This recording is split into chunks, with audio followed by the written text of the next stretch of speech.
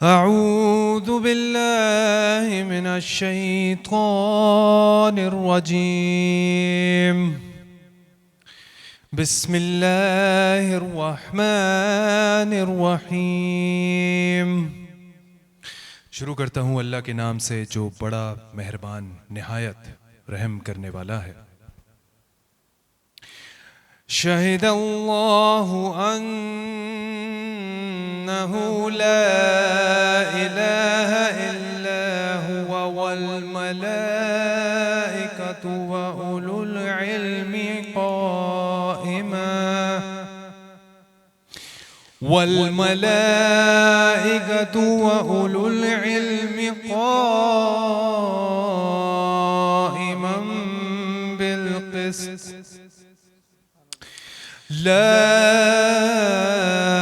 إله إلا هو العزيز الحكيم إن الدين عند الله الإسلام وما اختلف الذين أوتوا الكتاب إلا من بعد ما جاءهم العلم بغيا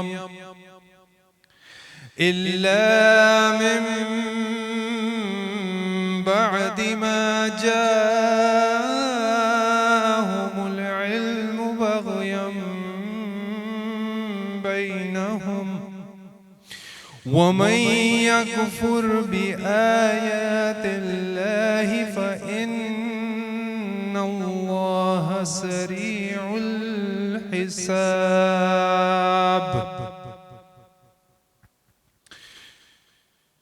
और अल्लाह ने गवाही दी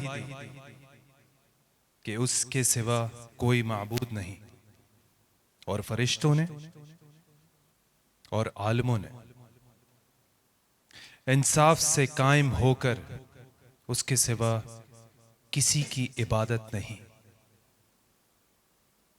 वो इज्जत वाला, हिकमत वाला। बेशक अल्लाह के नजदीक दीन सिर्फ इस्लाम है, और जिन्हें किताब दी गई उन्होंने आपस में इख्तलाफ ना किया, मगर अपने पास इल्म आ जाने के बाद अपने बाहिमी हसद की वजह से, और जो अल्लाह की आयतों का इनकार करे तो बेशक अल्लाह जल्द हिसाब लेने वाला है। सदक़ल्लाहुल अज़ीम। रब्बि इश्रह ली सदरी व यस्सिर ली अमरी वहलुल उक़दतम मिन लिसानी यफ़क़हू क़ौली। नहमदुहु व नुसल्ली अला रसूलिहिल करीम। आज मैं जिस चीज़ के बारे में बात करूंगा वो लफ्ज़ तो एक है, लेकिन हर तरक्की की चाबी कहूंगा। चाहे वो इबादत का मैदान हो, चाहे वो सेहत का मैदान हो, चाहे वो किसी भी प्रोफेशन में तरक्की का मैदान हो, वो है इस्तिकामत, यानी परसिस्टेंस। हम हर काम में हमें कितनी मुश्किलात का सामना करना पड़ता है, कितनी रुकावटें होती हैं, कितनी परेशानियां होती हैं। हम चाहते हैं कि हमारे काम में आसानी हो और कोई रुकावट ना आए, स्मूथली सब कुछ हो जाए। तो वो कैसे होगा? जब हम अपनी ज़िंदगी में इस्तिकामत लेकर आएंगे, यानी परसिस्टेंस। कितने ख्वाब होते हैं, हम ख्वाब पूरे नहीं कर पाते। हर कोई अच्छा ही सोचता है, अपने ख्वाबों को, अपने ड्रीम्स को फुलफ़िल करना चाहता है, लेकिन वो नहीं कर पाता। क्यों? क्योंकि इस्तिकामत की कमी है। इस वजह से हम नॉर्मल लाइफ में कितने सारे चैलेंजेस को फेस करते हैं, रूहानी तौर पे, जिस्मानी तौर पे, ज़हनी तौर पे, और हम चाहते हैं कि उन चीज़ों को अचीव करें। मतलब कोई ऐसी चीज़ हो जो हमें पुश मिलता रहे और हम वो काम करते रहें। तो वो कब होगा? जब you have that power of persistence, जो कि है इस्तिकामत। और इसके साथ साथ मैं एक और चीज़ को भी मेंशन करूँगा जो कि हमारी ज़िंदगी में मिसिंग है, वो है डिसिप्लिन, यानी नज़्म व ज़ब्त। What is discipline? डिसिप्लिन ये है कि जैसे मैं अपनी बात करूं, मैं जिम जाता हूं। अगर कोई ऐसी चीज़ जो कि मैं खाने की चीज़ है, मैं डाइट फॉलो करना चाहता हूं, मुझे पता है कि इसका रिज़ल्ट क्या होगा, इसका रिज़ल्ट कितना अच्छा होगा, और मैं वही चीज़ खाऊंगा। हालांकि मैं मुझसे नहीं हो रहा, लेकिन मैं फिर भी करूंगा वो चीज़ क्योंकि मुझे उसका रिज़ल्ट पता है। That is discipline of your life. तो हम इस्तिकामत और नज़्म व ज़ब्त को अपनी ज़िंदगी में कैसे लेकर आएंगे?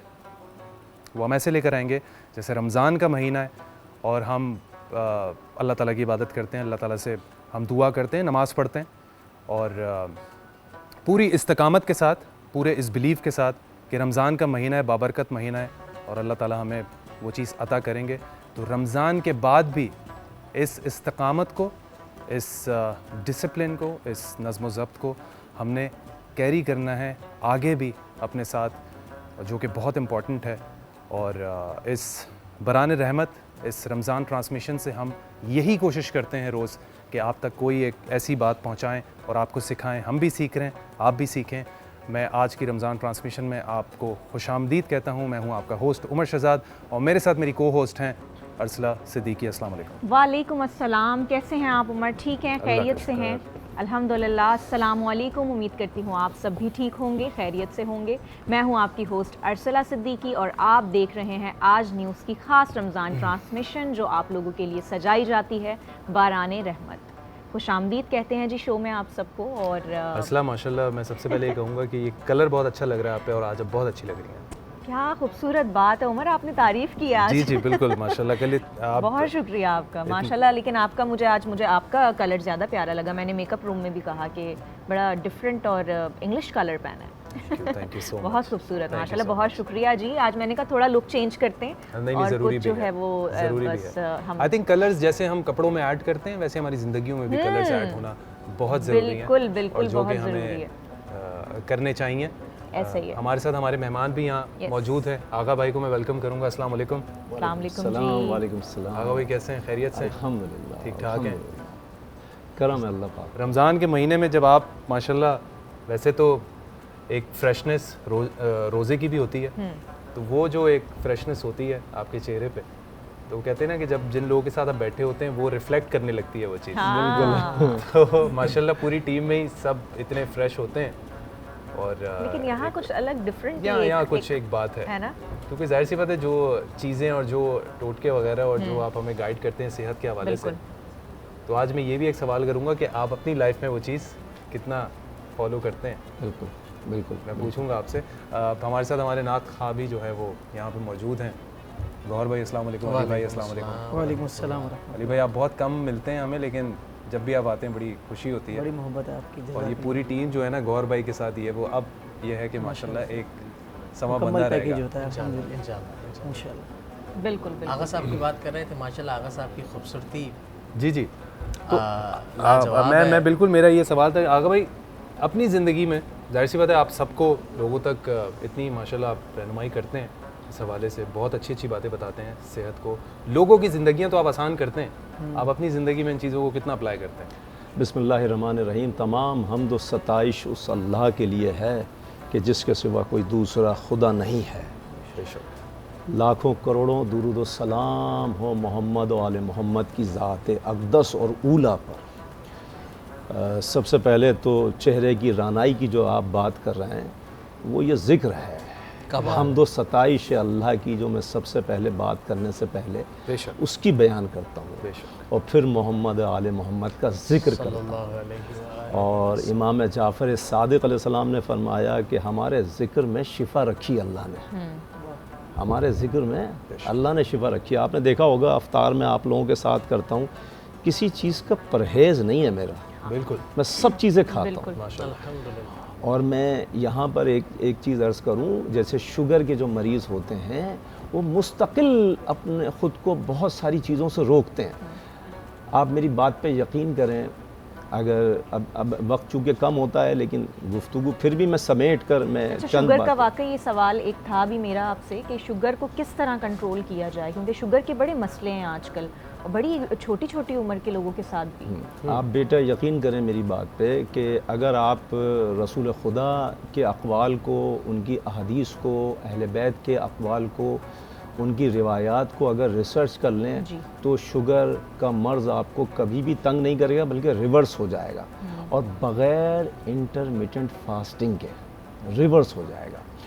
उसकी तरकीबें क्या हैं? शुगर के मरीज़ की जीत चंद बातों में है। वो चंद बातें पहले मैं बताता हूँ। जी। ये जो सेब होता है ना, सेब सुबह फजर के टाइम खाना, उसके बाद दिन भर में एक दफ़ा और खा लेना, शुगर वाले की जीत है इसमें। फजर के टाइम। हाँ, ज़्यादा पैदल चलना, धूप में नहीं साए में, ज़्यादा पैदल चलना शुगर वाले की जीत है इसमें। कम खाना लेकिन अच्छा खाना, खाएं सब आप, कम खाएं, शुगर वाले की जीत है इसमें। और अच्छा बेहतरीन सोना, बेहतरीन नींद लेना, शुगर वाले की जीत है इसमें। आप यकीन करें ये जो मैंने बातें बताई हैं, इसके बाद सिर्फ शुगर वाला ये सोचे मेरे रसूल पाक ने क्या फरमाया मेथी के बारे में। एक बार मेथी के रात को पानी भिगो दें, मेथी 1 चम्मच भिगो दें, सुबह दिन भर में किसी भी टाइम पी लें एक दफ़ा। मेरे पाक नबी के कौल पे आप अमल करें, आपको शुगर कुछ नहीं कहेगी। अच्छा, फिर उसके बाद इंजीर का कुरान पाक में ज़िक्र है, आप दिन भर में सुबह के टाइम खा लें, रात को सोते टाइम भी खा लें, दिन में भी खा लें, इंजीर भी आपको शिफा देगी, आपकी शुगर हाई नहीं होगी। अच्छा, फिर आप ये सोचें कि ये जो खजूर है, मेरे मौला रसूल खुदा हमेशा इब्तदा ग़िज़ा की खजूर से किया करते थे। आज रिसर्च आई साइंस की, पहले साइंस कहती थी कि खजूर ना खाएं शुगर बढ़ जाएगी, अब साइंस कहती है खजूर खाएं, खजूर खाना ज़रूरी है।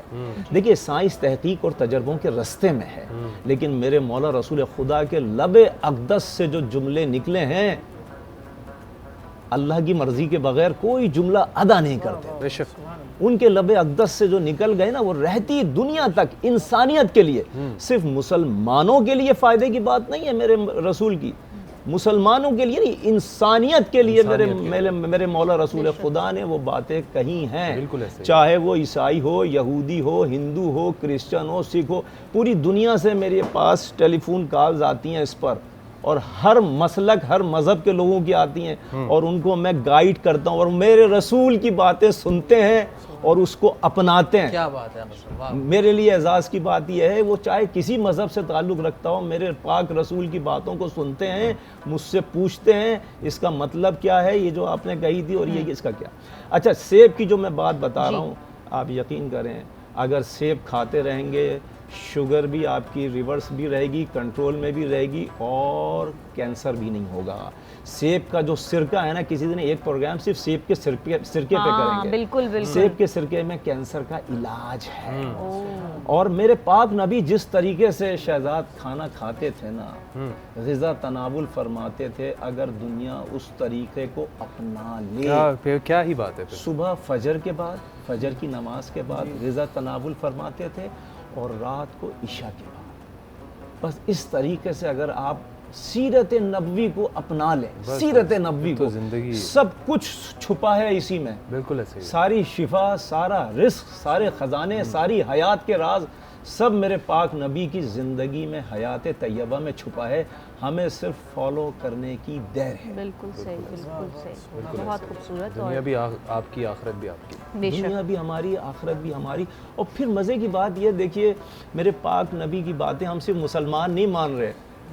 आखिरी ज़माने की निशानी ये है कि इस्लाम को हर आदमी मानेगा, तस्लीम करेगा। मेरे पाक नबी की बातें मुसलमानों से ज़्यादा आज गैर मुस्लिम रिसर्च भी कर रहे हैं, और उसको तस्लीम भी कर रहे हैं, और उस पर अमल भी कर रहे हैं।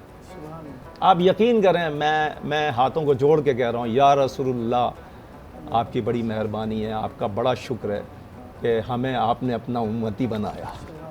आप यकीन करें, गैर मुस्लिम जो है रसूलुल्लाह की किताबें पढ़ते हैं, उनकी अहादीस को पढ़ रहे हैं और उस पर अमल कर रहे हैं, और मुसलमान हो रही है दुनिया इस वक्त मेरे पाक नबी की अहादीस की वजह से। और मेरे पाक नबी कलाम नहीं करते थे मैं आपकी खुदा की मर्जी के बगैर। इस पे मैं एक बात बोलूँगा, बड़ी आपने जो एक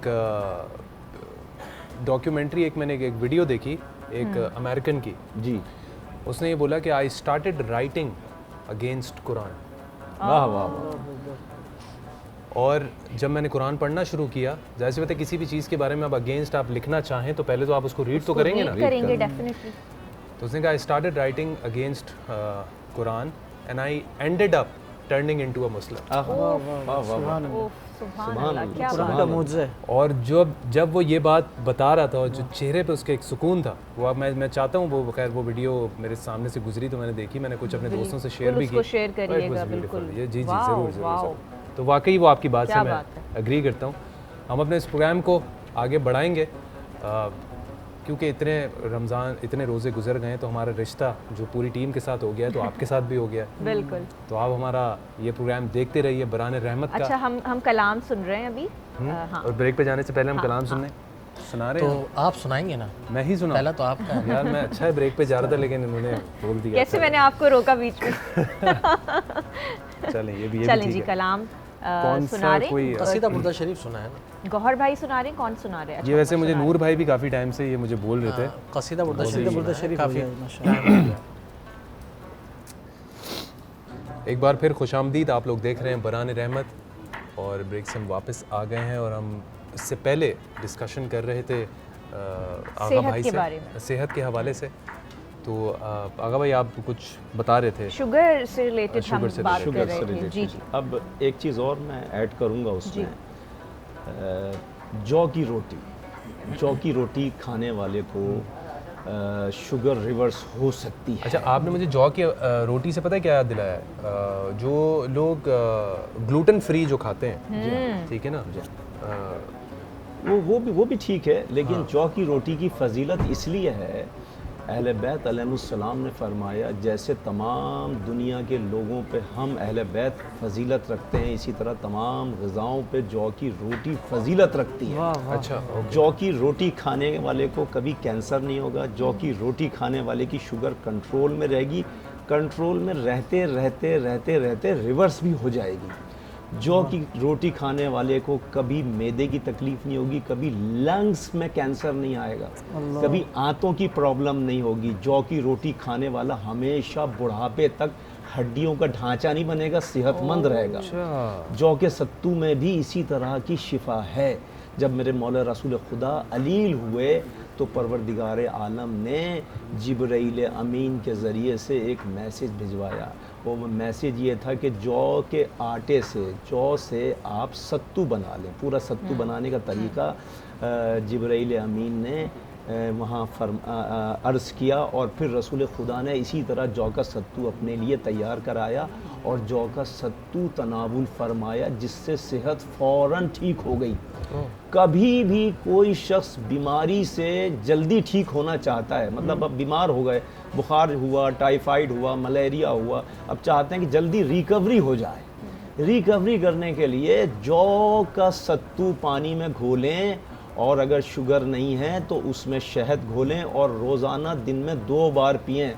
मेरी बात लिख कर रख लें, 1 हफ्ते में रिकवरी हो जाएगी। जो आप 1 महीने से बीमार थे, टाइफाइड के मरीज़, मलेरिया के मरीज़ को ऐसा लगता है जैसे महीनों से बीमार थे, लेकिन रिकवरी होती है जौ के सत्तू से।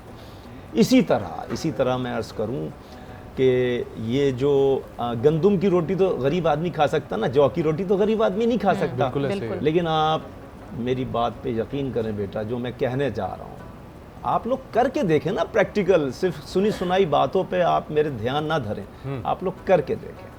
आपने अगर 1 रोटी गंदम की खाई है, उसी के बराबर आप ग्रीन सब्ज़ी, या तो पकी हुई ग्रीन सब्ज़ी के साथ खाएं या कच्ची ग्रीन सब्ज़ी के सैलेड बना लें, आप उसके साथ उतनी ही वो खाएं आप, और दरमियान में सिर्फ पानी ना पिएं। आपकी शुगर हाई नहीं होगी, शुगर नॉर्मल रहेगी। और जब आपका मैदा इन ग़िज़ाओं का आदी हो गया ना, और जैसे कतरे कतरे से दरिया बनता है। जब आपका मैदा इसका यूज टू हो गया, 21 दिन लगते हैं हैबिट को तब्दील करने में। 21 दिन के बाद यही सब्जी और यही रोटी, और अगर चावल भी खाने का दिल चाह रहा है, रात में चावल ना खाएं। शुगर का मरीज रात में चावल ना खाए, दिन में जब चावल खाने हैं इतने, अगर एक प्लेट छोटी वाली या दरमियानी वाली चावल खानी है, उतनी ही सैलेड यानी कि फाइबर, हरी सब्जियां फाइबर, उतना ही फाइबर उसके साथ खा लें, आपकी शुगर हाई नहीं होगी। और अगर आपको सोने पे सुहागा, आप शुगर के साथ साथ अगर हार्ट पेशेंट भी हैं, आप उस चावल खाने के 1 घंटे के बाद एक सेब ज़रूर खाएं, और ग्रीन वाला मिल जाए ग्रीन वाला खाएं, रेड वाला खाएं। मेरी बात सुनकर उस पर अमल करके देखें, आप अमल करके देखें, आपकी शुगर हाई नहीं होगी। भाई सबसे बड़ा मसला यहाँ पर यही है कि ग्राम जो तोल कर जो होता है ना, कि इतना ग्राम, क्योंकि हम जब भी एक काउंटेड कैलोरीज जब आप खाते हैं तो बताया जाता है कि इतने ग्राम राइस खाएं, इतने ग्राम चिकन हो, तो वो तोल के नहीं खाते। बस बहुत ज़्यादा ओवर ईटिंग ना, ओवरली जो इंसानी फितरत है कि इंसान जब खाने बैठता है ना तो हर बात भूल जाता है कि वो कहाँ रुकना है वही और ना, कहाँ नहीं रुकना। तो वही आपकी बात पर ना कि आप अपनी बॉडी को इतना यूज टू कर लेते हैं, जब आप ज़्यादा खाते हैं तो फिर वो खुलता रहता है मैदा, आपकी भूख बढ़ती रहती है। जब आप कम खाते हैं तो श्रिंक होता है। अच्छा, खाना तो चले आप कम खा लेते हैं, फिर उस पर ज्यादती क्या करते हैं, आप उस पर पानी खूब पीते हैं, पानी इतना पीते हैं, फिर पेट को फुला लेते हैं। पानी का एग्जैक्ट टाइम जरा आप बताएं कि खाने से पहले और खाने से आधे घंटे पहले 1 गिलास पानी पी लें, जी 250 ml या 300 ml का, जी 27 मिनट में वो पानी हजम हो जाता है। अब आपका मैदा खाली है, अब आप खाना जो खा रहे हैं, खाने के दरमियान में पानी ना पिएं, खाने के कम से कम 1 घंटे के बाद पानी पिएं। आप यकीन जाने मेरी बात पे, आपकी शुगर हाई नहीं होगी। आपको डॉक्टर से रुजू करना पड़ेगा कि भाई मेरी शुगर तो नॉर्मल से नॉर्मल होती चली जा रही है, मैं क्या करूं। वो आपको बताएंगे कि आपको क्या करना चाहिए है। जितना फाइबर इंटेक कर सकते हैं, इसबगोल की भूसी फाइबर है, और सेब फाइबर है, ब्राउन राइस फाइबर है। अगर आपने चावल खाना भी है ना दिन में, आप यकीन करें थोड़ा सा ब्राउन राइस लें, बेस्ट है। ब्राउन राइस लें, थोड़ा सा 1 चम्मच उसको मटके की ठेकरी पे रखें चूल्हे के ऊपर, उस पे भूनें, और भूनने के बाद उसको पाउडर फॉर्म में यूं करें, और जब हल्का ठंडा हो जाए फाँक के पानी पी लें, 1 प्लेट चावल खा लें, हजम हो जाएगा, आपकी शुगर हाई नहीं होगी। अर्सला, आप खाने के बीच में पानी पीती हो? मैं अभी यही सवाल करने वाली थी कि कुछ लोग बोलते हैं कि खाने के बीच में आप पानी पी लो, खाने के बाद मत पियो। तो मैंने खाने के बीच में पानी पीना शुरू कर दिया। खाने के बीच में पानी पीने से खाना जो ना लई बन जाता है, और जब लई बन जाता है जब तो भी मैं बोलूं लई बन रहा है, जो एंजाइम्स होते हैं ना, जो हजम करने वाले एंजाइम्स, वो पूरी तरह से आपको फायदा नहीं पहुंचाते, क्योंकि उनकी एक्टिविटी मांद पड़ जाती है। और मैं इस बात में एक और एडिशन करता हूँ, मैं इस पे भी ज़िंदगी आसान कर देता हूँ लोगों की, जो कि पता नहीं अब, क्योंकि लोग बहुत स्पाइसी फूड खाना बहुत पसंद करते हैं, ख़ासतौर पे ख़वातीन, कि भाई स्पाइस ना हो, ये इतना फीका खाना ये लेके जाओ। मैंने मर्दों को भी देखा है स्पाइसी खाते हैं बिल्कुल। तो स्पाइस जितना कम होगा ना, आपको जो है ना पानी की इतनी ज़्यादा ज़रूरत नहीं पड़ेगी कि आप खाने के बीच में पानी पिएं, क्योंकि रीज़न यही होता है कि मिर्चें लग रही हैं तो पानी पी लिया। और स्पाइसी खाने अगर आप रोकेंगे तो रंगत भी चेहरे की बहुत खिलती है। पूरा ईरान स्पाइसी खाने नहीं खाता, सुर्ख सफ़ेद रंगत है। आप इस्तांबुल में के कुछ ममालिक में, मिस्र वगैरह में स्पाइसी खाने नहीं खाए जाते, सुर्खो सफ़ेद रंगत है। यूएई में अब बहुत ज़्यादा आपको पता, फीके खाने खाते हैं, स्पाइसी खाने वो भी सुर्खो सफ़ेद है।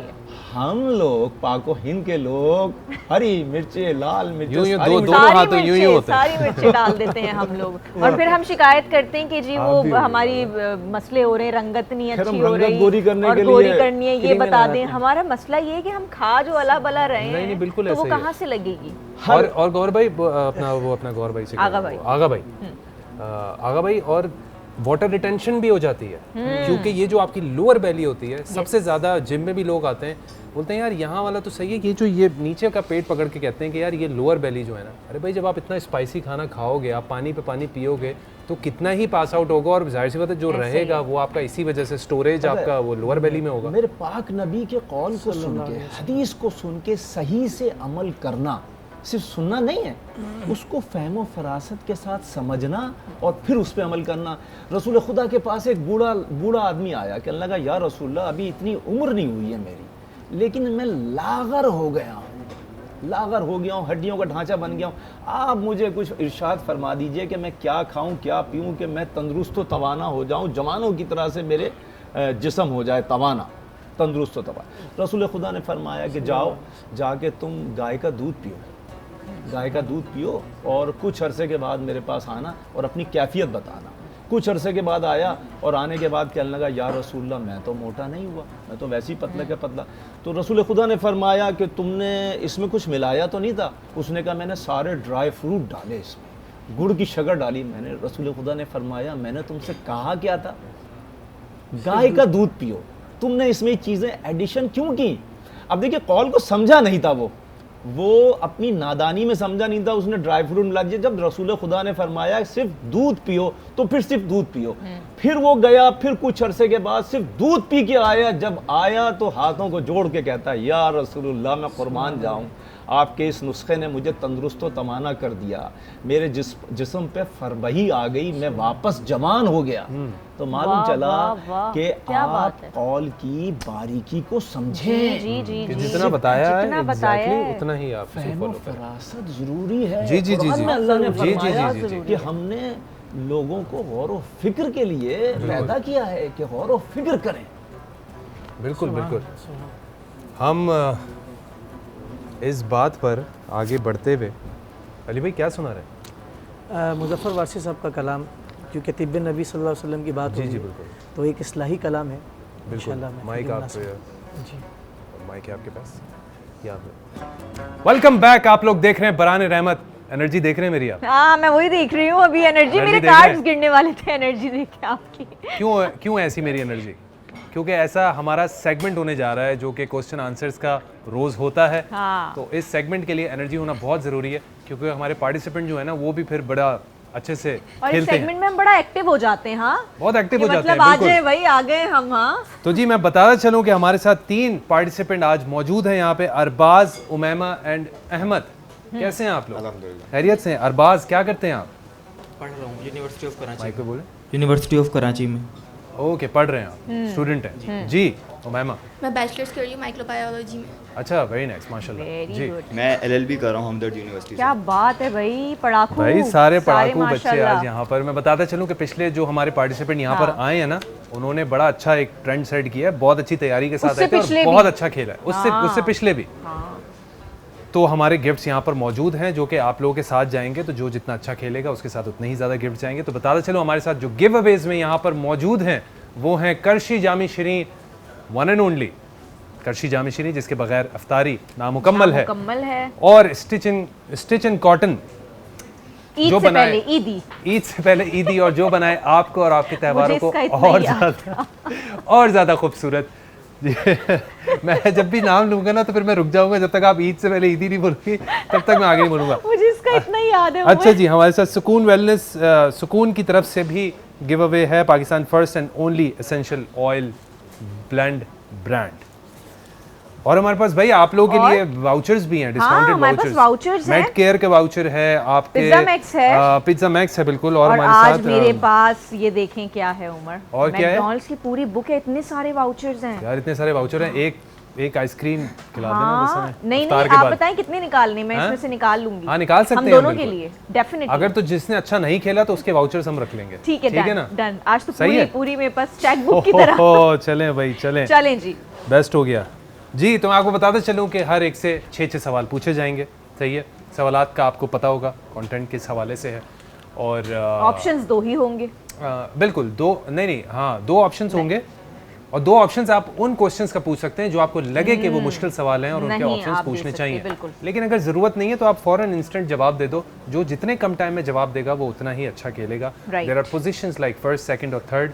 कभी कभी ऐसा भी हुआ है कि तीनों फर्स्ट आए हैं, कभी कभी ऐसा भी है 2 फर्स्ट आए 1 सेकंड आया, ये भी हुआ है। तो अरबाज से हम शुरू करें, मैं यहाँ से शुरू करूँ? बिल्कुल बिल्कुल। अरबाज रेडी हैं आप? देख तो नहीं रहे? चलें चलें जी, पहला सवाल आपके लिए अरबाज। कुरान की किस सूरत में 2 बार बिस्मिल्लाहिर्रहमानिर्रहीम आया है? सूरह नमल। सही जवाब भाई। चलें जी, अच्छा स्टार्ट लिया है। क्वेश्चन नंबर 2, सूरतुल बकरा में लफ्ज़ बकरा का क्या मतलब है? गाय। गाय गाय बोलो। गाय गाय बचपन। अब मैं लिखवाऊंगा उर्दू में कि कैसे लिखते हैं। गाय नहीं, गाय। काओ बोल के तो दिखाएं एक बोलो। बार। अच्छा एक बार। काओ गाँव। काओ, गाय, बिल्कुल गाँव सही बोल- अच्छा जवाब। काओ, मुझे लगा गाँव बोल दी। अरे काओ काओ। चलिए जी, तीसरा सवाल आपके लिए। कुरान पाक में अतौरिक किस चीज को कहा गया है? अतौरिक, अतौरिक किस चीज को क्या है कुरान पाक में? सूरत तौरिक, हाँ, तो उसी के हवाले से पूछा है कि कुरान पाक में अतौरिक किस चीज को कहा गया है? ऑप्शन हाँ, ये याद था, वैसे सोच रहे थे। चलें जी, ऑप्शन मैं आपको दे देता हूँ। ए चांद, बी चमकदार सितारा। चमकदार सितारा। पक्की बात है? पक्की बात है? लॉक कर दूं? सही जवाब है भाई। चलिए जी भाई, चौथा सवाल आपके लिए। कुरान पाक की सूरतुल नहल में किस नेमत का खास तौर पर जिक्र किया गया है? शहद। शहद सही जवाब। चले भाई, पांचवा सवाल आपके लिए। अल्लाह ताला ने किस नबी को सूते हुस्न यानी खूबसूरत आवाज अता फरमाई? हज़रत यूसुफ। हम्म, हज़रत यूसुफ अलैहिस्सलाम। देखो बहुत अच्छा खेल रहे हो, सोच लो, यही है। फिर सोच लो। ये तुम धोखा ना है, धोखा खा रहा है ये। इसको लग रहा है कि मैं अभी भी मजाक कर रहा हूँ। हज़रत सोच यूसुफ लो। ही हैं मेरे। हाँ? हज़रत यूसुफ। पक्की बात है? और अगर ये सही नहीं हुआ नहीं हो तो इसके जो वाउचर है ना मैकडॉनल्ड्स के, वो मुझे देना। डन। दोबारा बोल रहा हूँ, लास्ट टाइम, सोच लो। हिंट दे देना। अच्छा मैं क्वेश्चन दोबारा रिपीट करता हूँ। अल्लाह ताला ने किस नबी को सूते हुस्न यानी खूबसूरत आवाज अता फरमाई? खूबसूरत आवाज अता फरमाई। ऑप्शन है ना अभी एक। चले एक है, अवेल कर सकता है भाई हाँ। ऑप्शन। पहला ऑप्शन हजरत बिलाल रज़ी अल्लाह अन्हु। दूसरा ऑप्शन हजरत दाऊद अलैहिस्सलाम। आपने नबी की बात करी है ना? बिल्कुल। किस नबी? हज़रत दाऊद। हाँ, तो पहले सवाल नहीं सुना था? ऑप्शन पे मुझसे पूछ रहे हो तुम? मैंने आवाज़ का नहीं सुना था, मैं समझा खूबसूरत नबी कौन से हैं? नहीं नहीं, किस नबी को सूते हुस्न यानी खूबसूरत आवाज? हज़रत दाऊद। नबी की बात तो फिर ऑप्शन भी मिल गया है, तो अब सही जवाब ही होगा भाई। सही जवाब। आखिरी सवाल है आपके लिए। एक भी गलत नहीं दिया ना? नहीं नहीं, एक भी। और बड़े सही पॉइंट पर इन्होंने ऑप्शंस भी यूज किए हैं। जन्नत का दरवाजा सबसे पहले कौन खुलवाएगा? ये तो इसका जवाब भी बड़ा फेवरेट है मेरा, और ये सवाल भी बहुत बहुत अच्छा सवाल है। बड़ा फेवरेट जवाब है यार, बताओ। ऑप्शन नहीं है।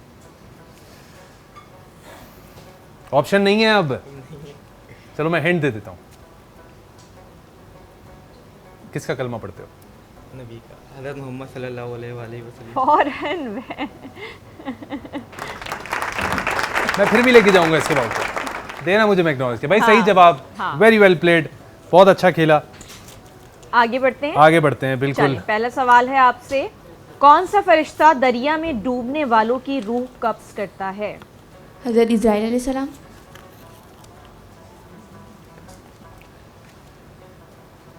पक्का?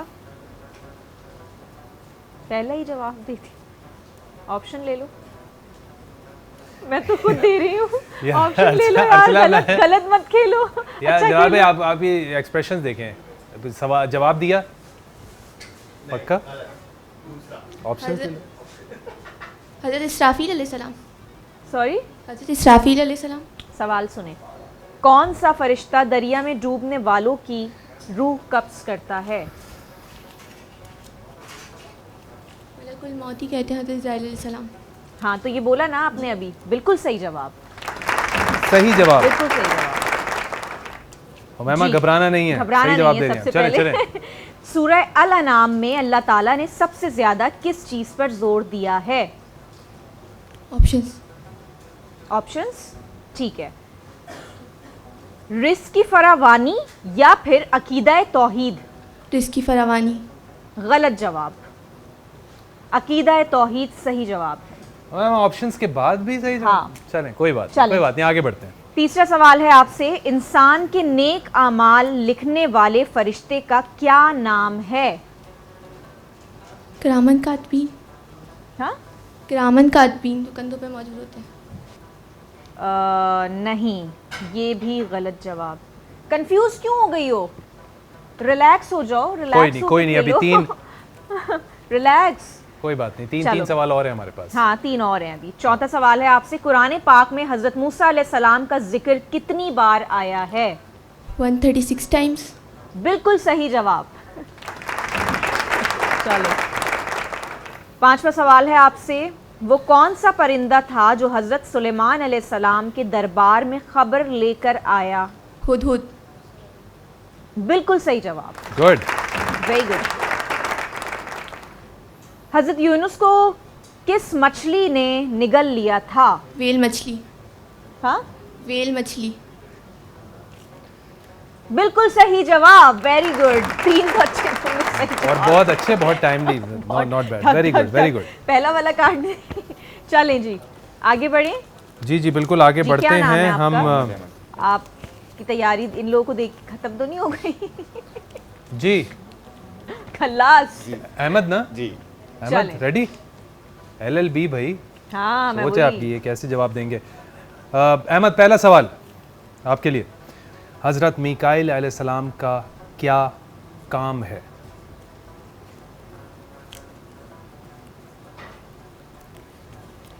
लुकअप्स करना। नो, सोचो सोचो। हज़रत मीकाईल अलैहिस्सलाम का क्या काम है?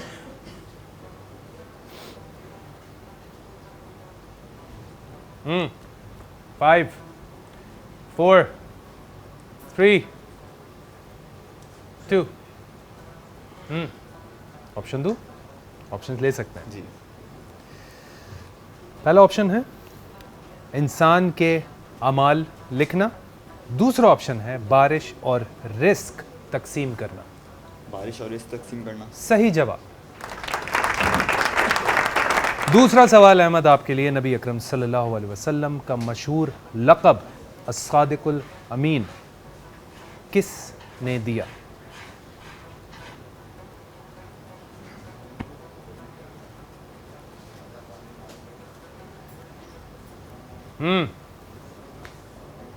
इतना सोचोगे तो इफ्तार का टाइम हो जाएगा। हज़रत अबू बकर। एक और ऑप्शन का एक है, ले सकते हो, अप टू यू। दे दें ऑप्शन। दे दो। चलें जी, ऑप्शन है पहला अल्लाह ताला, दूसरा कुरैश के लोग। कुरैश के लोग। कुरैश के लोग सही जवाब। तीसरा सवाल आपके लिए, कुरान पाक में अस्हाबुश शमाल किन लोगों को कहा गया है? 3 हुए हैं अभी तक। तीसरा बहुत सवाल। सोच के जवाब दे रहे हैं मुझे। जी जी, सोच के, और फिर ऑप्शन भी ले साहब लिए। शमाल किन लोगों को कहा गया, आपने बोला ना। किन लोगों को कहा गया है, बिल्कुल कुरान पाक में साबुश शमाल किन लोगों को कहा गया है? सॉरी, नहीं आता। नहीं आता। नहीं आता तो सॉरी नहीं बोले, कोई बात नहीं। उमर, 2 ऑप्शन है इनके पास या नहीं? 2 ऑलरेडी इन्होंने अवेल कर लिए ना। कर लिए। अब मैं सोच रहा हूँ कि LL मैं क्या? अवेल कर लिए अवेल कर लिए। LLB। LLB। हाँ, कुछ आ रहा है दिमाग में? नहीं आ रहा। LLB का मतलब तो बताएं। अरे LLB का नहीं, आप कॉन्स्टिट्यूशन हिस्ट्री पूछ रहे हो, मैं आपको सारी बता दूँ। Oh my God. अच्छा। प्रो भाई। चलें इसका अब आप बताएं। फिलहाल तो सवाल का जवाब दे दें। नहीं, नहीं आता, सॉरी। सही जवाब है इसका, जहन्नुम की सख्त आग और अजाब में मुब्तला होंगे। शेर करने वाले। ये जवाब है इसका। ये जवाब मैं आपको दे रहा हूँ कि कुरान पाक में असहाब शमाल किन लोगों को कहा गया है जहन्नुम की सख्त आग और अजाब में मुब्तला होंगे। आगे बढ़ते हैं जी। चौथा सवाल आपके लिए अहमद, कुरान पाक सबसे पहले किताबी शक्ल में किस खलीफा के दौर में जमा हुआ? हाँ जल्दी। हज़रत उमर। नहीं, और क्या आ रहा है दिमाग में? हज़रत अबू बकर। खलीफा, हाँ क्या? हज़रत अबू बकर। हज़रत अबू बकर सिद्दीक रज़ी अल्लाह ताला अन्हु, सही जवाब। पांचवा सवाल आपके लिए, कुरान पाक की क़ल्बुल कुरान कहलाने वाली सूरत कौन सी है?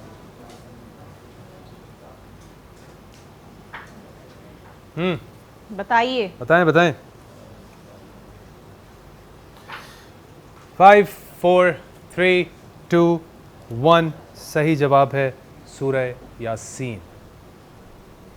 आखिरी सवाल अहमद, कुरान पाक की वो कौन सी सूरत है जिसमें तहज्जुद की तरगीब दी गई है?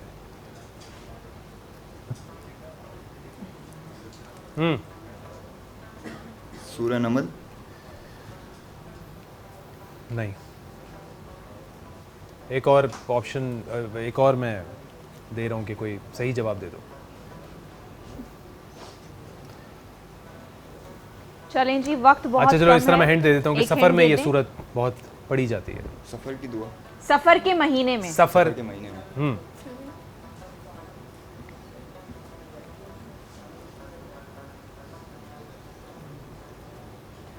लोग घरों में भी नहीं, पढ़ते हैं। नहीं नहीं है उनके पास। हाँ? अच्छा, नहीं आ रहा? आप नहीं आ एक रहा? सेकंड, आपका स्टार क्या है? Zodiac sign. स्पाइसेस। पाइसेस जबी। ठीक है जी, बिल्कुल ठीक है। चले जी, सही जवाब इसका है सूरह मुज़म्मिल।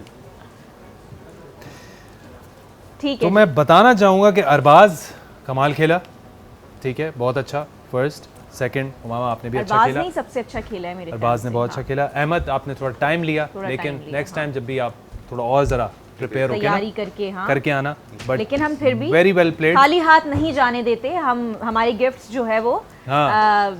आप और लोगों के साथ भी रख जाते लो यार, हैं। वाउचर्स रख लो, रमज़ान का महीना है, हम हाँ। नहीं रख रहे यार। ये लें जी, हमारे आप देख सकते हैं ये सारे गिव अवेज यहाँ पर जो है हमारे पार्टिसिपेंट को मिल चुके हैं। बहुत अच्छा खेला इन्होंने। कल फिर हम दोबारा इस सेगमेंट को कंटिन्यू करेंगे नए पार्टिसिपेंट के साथ। अपने प्रोग्राम को आगे बढ़ाएंगे। अपने उलमाए कराम जो कि हमें ज्वाइन करेंगे उनसे हम डिस्कशन करेंगे। बरान रहमत, कहीं मत जाइएगा, देखते रहिए हमारी खुसूसी रमज़ान ट्रांसमिशन। वेलकम बैक जी, आप लोग देख रहे हैं बरान रहमत और ब्रेक से हम वापस आ गए हैं और हमारे साथ बहुत खूबसूरत चेहरे आ गए हैं, हमारे कुछ एक्सपर्टीज़ जिनसे हम सेहत के हवाले से बात करते हैं और बहुत सारे स्किन रिजीम जो हम स्किन केयर कैसे कर सकते हैं और बहुत सारे ऐसे सवालात हैं जिनके जवाब हमें उनसे मिलते हैं। तो बताता चलूँ, हमारे साथ डॉक्टर आयशा यहाँ पर हैं और डॉक्टर उम्मे राहील। अस्सलाम वालेकुम, कैसी हैं आप? ठीक ठाक हैं? अल्हम्दुलिल्लाह। और हमारे साथ एक और गेस्ट भी हैं आज। पहले दिन से अब तक जितने भी माशाल्लाह हमने रोज़े रमज़ान ट्रांसमिशन यहाँ पर किए हैं, आप देख सकते हैं कि ये खूबसूरत सेट जहाँ पर हम होते हैं और इसकी मतलब बहुत लोग मैं तारीफ़ अपने करते हैं बालों कि से ये बाहर नहीं आ पा रही हूँ कि मैं किसी का क्या ही इंट्रोडक्शन दूँ। मैं इतना उलझ गई हूँ इनके अंदर। क्यों, क्या हो गया? अर्सला हमेशा किसी ना किसी चीज़ में तो उलझी रहती तो हैं। हमारी एक्सपर्टीज़ यहाँ पर है। हम इनसे ये पूछेंगे कि जब बाल आगे आ रहे हो तो इसके लिए क्या क्या बिल्कुल। अच्छा, तो हमारे साथ सैयदा सुमाना भी जी, जी। हैं और ब्रेक पे जाने से पहले जो है वो ब्रेक पे जब हम लोग थे तो मैं उनसे 6 बार उनका नाम पूछ जी, जी। चुकी हूँ अब तक। तो ये खूबसूरत सेट हाँ, जो जो आप लोग शी इज़ देख द रहे हैं। फाउंडर सुमाना जी हमारे साथ यहाँ पर मौजूद हैं माशाल्लाह। और इनके और जो बड़ी तारीफ हुई है हमारे सेट की उम्र। जी जी मुझे मैं कहीं किसी जगह पर मौजूद थी तो वहाँ पर, और वो जगह भी माशाल्लाह खैर कोई कम नहीं थी, तो उनका हाँ। खुद का भी एक प्रोग्राम चल रहा है, तो उन्होंने बड़ी तारीफ की और उन लोगों ने बड़ा जो है नोटिस किया हमारा बिल्कुल। सेट। तो हम मुझे बड़ा, मैंने हम कहा, क्या वैसे बात तो है। ऑफ कैमरा तो हम वैसे ही ब्रेक वगैरह में बात कर रहे होते थे सेट के हवाले से, लेकिन आज हमारे साथ हैं ये, और बिल्कुल। ताकि हम फिर इनके सामने ही बताएं कि बड़ा माशाल्लाह वाकई बहुत खूबसूरत सेट है। सबसे पहले कैसी हैं आप? ठीक ठाक हैं? अस्सलाम वालेकुम जी, खैरियत से? सैयदा सुमाना कैसी हैं आप? वालेकुम अस्सलाम, अल्लाह का शुक्र है, I am all fine. Sumana ji, the name is Metal Blink right? Yes, Metal Blink के नाम से है।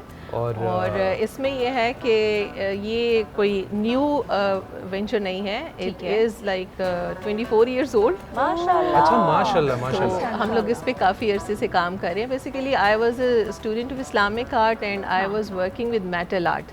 जी, तो जी, ये आइडिया, ये सारा कॉन्सेप्ट जो था, ये बेसिकली वहाँ से मैंने डिपिक्ट किया था। ठीक। फिर उसके बाद मुझे ये था कि मैं पूरे पाकिस्तान में रही हूँ, हर जगह मेरा जाना हुआ जॉब्स के हवाले से भी और अदरवाइज़ भी। तो मैंने बहुत सारी फीमेल्स को सिखाया। ये काम काफ़ी ज़्यादा डिफ़िकल्ट था क्योंकि हमें ये मटेरियल नहीं मिलता यहाँ पे, बहुत मुश्किल से मिलता है।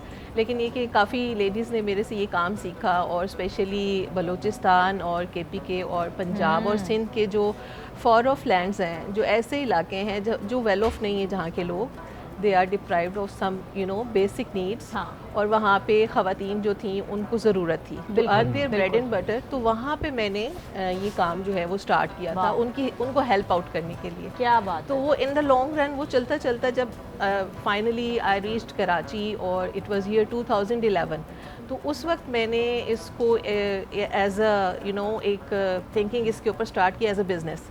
मैंने सोचना शुरू किया कि इसको मैं इस तरह से कर सकती हूँ। और फाइनली फिर वही लोग जिनको मैं पहले हेल्प आउट करी थी उनको मैंने एज अ टीम लिया, और मैंने प्रॉपर लीगल बेसिस पे अपने बिजनेस को रजिस्टर्ड कराया पाकिस्तान में, UK में, और फिर मैंने इसके ऊपर काम स्टार्ट कर दिया। नाउ तो आपने सेट वगैरह और भी जो है वो किए होंगे? जी बिल्कुल, मैंने और चैनल्स के साथ भी काम किया। वही सवाल है मेरा थोड़ा सा। जी, जो आप अपनी पूरी जर्नी बता रही हैं माशाल्लाह से, that we can see in the detail of your work माशाल्लाह, कि जितना डिटेल में आपने ये सारी चीज़ें की हैं, that you have been doing this for years माशाल्लाह। जी। तो अब तो बड़ी आपको इसमें एक्सपर्टी होगी।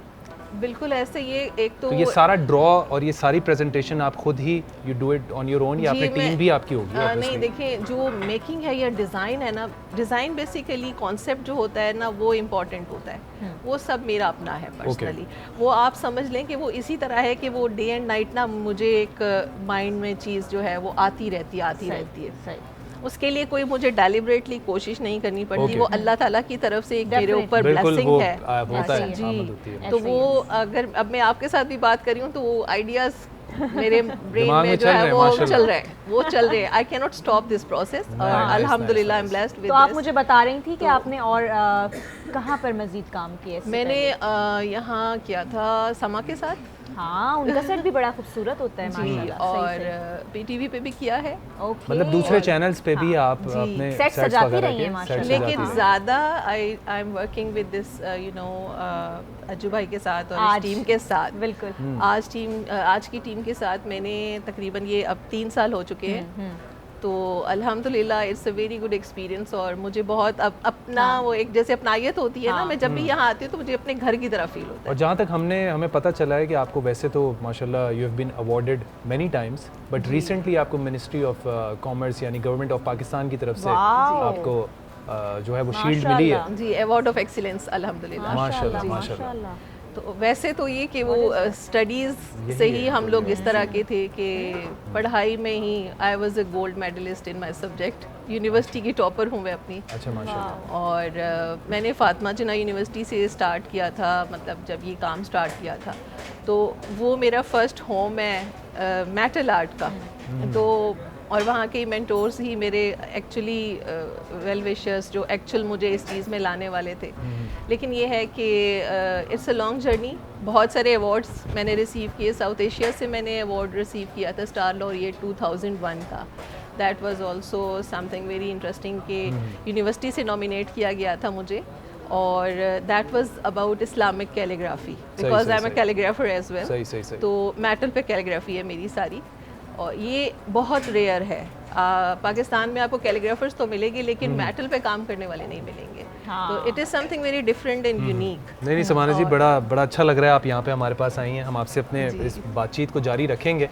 हमारे साथ 2 हमारी और भी गेस्ट यहाँ पे मौजूद हैं। और मुझे एक बात बताएं, मैं चाहती हूँ मैं डिफरेंट क्वेश्चन करना चाहता हूँ आप दोनों से। हम बहुत डिटेल में बात करेंगे इन दोनों से। मैं चाहती हूँ क्यों ना हम पहले किचन में जो है मैं पता है यहाँ से वहाँ जाना क्यों चाह रहा था, क्योंकि मैं पहले इनसे सवाल करना चाह रहा था कि आप लोग भी घर में किचन का काम करना नहीं करते हैं?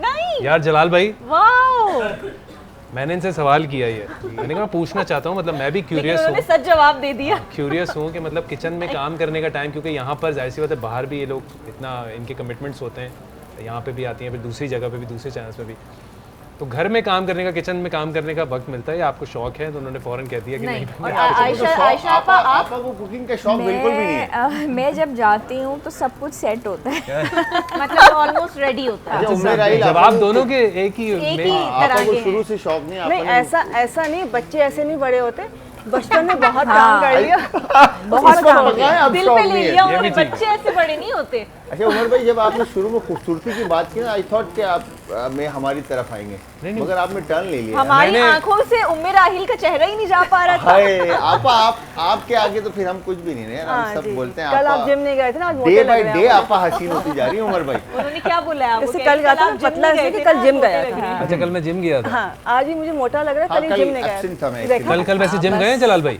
हाँ, कल जिम गए हैं आप? माशाल्लाह। वो ऐसे ही आपा के साथ थोड़ा। अच्छा, ऐसे नंबर बढ़ा रहे थे। उमर, ये एक बड़ा मसला है, जैसे अभी उम्मे राहिल ने तो चले मजाक में बोल दिया ना, जिम नहीं गए थे, मोटे लग गए, ये मेरा बड़ा मसला है। अगर मैं किसी को देख लूँ ना कि अगर एक दिन जिम नहीं, अच्छा आज जिम नहीं गए आप, तो मतलब आई वाज लाइक कि यार नहीं कोई मसला है, आज अच्छी नहीं लग रही मुझे आपकी बॉडी, बिल्कुल वो कॉन्फिडेंस में फर्क पड़ जाता है। हाँ, वो आपके कॉन्फिडेंस में फर्क आपको होता है ऐसा कभी कि जिम ना जाए तो कि यार नहीं आज कुछ रह गया? यार मैं मेरी लाइफ में मेरे एक रूटीन में एक चीज़ ऑब्वियसली वो मिसिंग होती है, because this actually comes in a discipline of my life, कि मेरा एक रूटीन है, मेरा अगर वो नहीं जाऊँ तो मेरा डे थोड़ा सा इनकम्प्लीट लगता है। लेकिन वैसे फिजिकली मुझे कोई ऐसा फर्क नहीं आता, जिम का मतलब यही नहीं है कि आपको पतला ही होना है। योर रूटीन है, gym is my this is your lifestyle. Lifestyle वो ये एक लाइफस्टाइल है जो कि अब, लेकिन वही वाली बात है, जैसे आप बॉडी को जो चीज़ आप दे रहे होते हैं ना, तो वो उसकी यूज टू हो जाती है, ऐसे ही आपको वर्कआउट के लिए भी। और यकीन करें कि अगर आप वर्कआउट ना करें, आपके खुद जिस्म में दर्द हो जाता है, सिमरा भी कहती है उमर भाई, बोलने लगती है। सिमरा भी यही कहती है कि अगर मैं जिम नहीं जाऊं तो मेरी बॉडी में दर्द होता है। हाँ, बॉडी में दर्द होता है, बॉडी खुद बोलती है कि आपको जिम जाने की जरूरत है। सिमरा से मैंने सवाल किया जलाल भाई कल, मैंने कहा आर यू फूडी? मैंने कहा इतना मैंने कभी खाते हुए नहीं देखा ना ऐसा चीज़। होती यस आई एम, मुझे बहुत शौक है खाने का। तो वहाँ से तो पता चल गया कि अभी ये जिम का कोई सीन नहीं है। अभी नहीं है। तो जरा आज का मेन्यू बताएं कि आज क्या बना रहे हैं? आज हमेशा की तरह अगेन आपको मालूम है कि जहाँ ममता वहाँ डालडा को इस्तेमाल करते हुए the one and only or most handsome person, मतलब उमर भाई के लिए जो है ना हम बेहतरीन पकौड़े, आज पकौड़ों का इफ्तार जो है ना, आई लव यू जलाल भाई, I love you too sir. तो पकौड़ों का मेन्यू डिसाइड करा था, इन लोगों का लव यू चल रहा है। अच्छा चलो आप बोल दो, आप बता दो। डालडा पे हम लोग उसको फ्राई कर रहे हैं क्योंकि जहाँ माम था वहाँ डालडा। 80 सालों से ज़्यादा माओं का जो भरोसा रहा है डालडा पे रहा है, क्योंकि वो अपनी क्वालिटी में कॉम्प्रोमाइज़ नहीं करता। तो सेहत भरे पकवान है, डालडा हमारे साथ है। और इन सबसे पहले हम लाइफ बॉय से हाथ धोएंगे, क्योंकि आप सबको पता है गंदे उसमें देखे तो हम लोग किचन में नहीं घुसेंगे, हम लोग भी है सब तक। यस, तो हम लोग जो रमज़ान का हुस्न है वो लाइफ बॉय से हाथ धोने, तो हम लाइफ बॉय से हाथ धोने के बाद किचन में आए हैं। और फिर हम इसको किसके साथ सर्व करने वाले?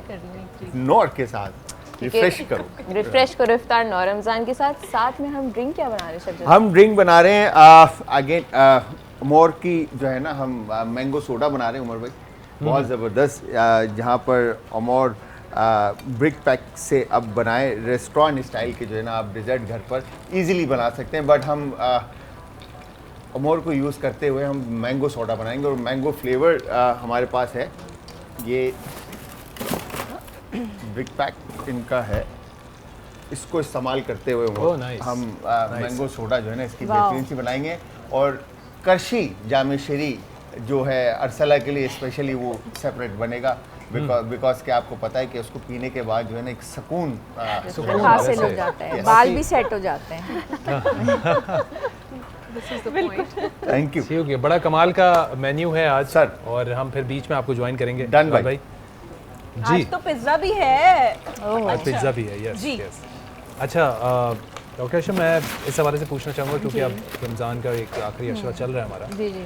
तो ये जो नॉर्मली मेरे घर में भी, मेरे फादर को भी ज़रा थोड़ा जॉइंट्स का, घुटनों वगैरह का दर्द रहता है। जी जी। कौन कह रहा है? और अक्सर ऐसा होता है कि वो मैं उनको बोलता हूँ कि आप जो है ना वो नीचे टांग रख के जब बैठते हैं ना तो उनकी स्वेलिंग भी हो जाती है, तो वो पेन अलग है, तो उससे चलने में और फिर नमाज पढ़ने में उनको बहुत जो है वो होती है प्रॉब्लम। अच्छा, ये काफ़ी कॉमन कंप्लेन है और with the passage of time age के साथ ये तकलीफ बढ़ जाती है। इसमें यह है कि blood test of course important है, vitamin D levels, calcium levels जो हैं वो चेक होने चाहिए। अमूमन ये कम ही निकलते हैं, तो उसके साथ हम रिकमेंड करते हैं कि विटामिन डी और कैल्शियम इंटेक जो है हो।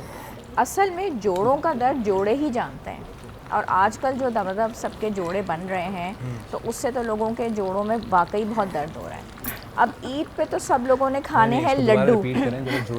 जोड़ों का जो दर्द है वो जोड़े ही जानते हैं, जोड़े ही जानते और आजकल बन रहे हैं सबके जोड़े।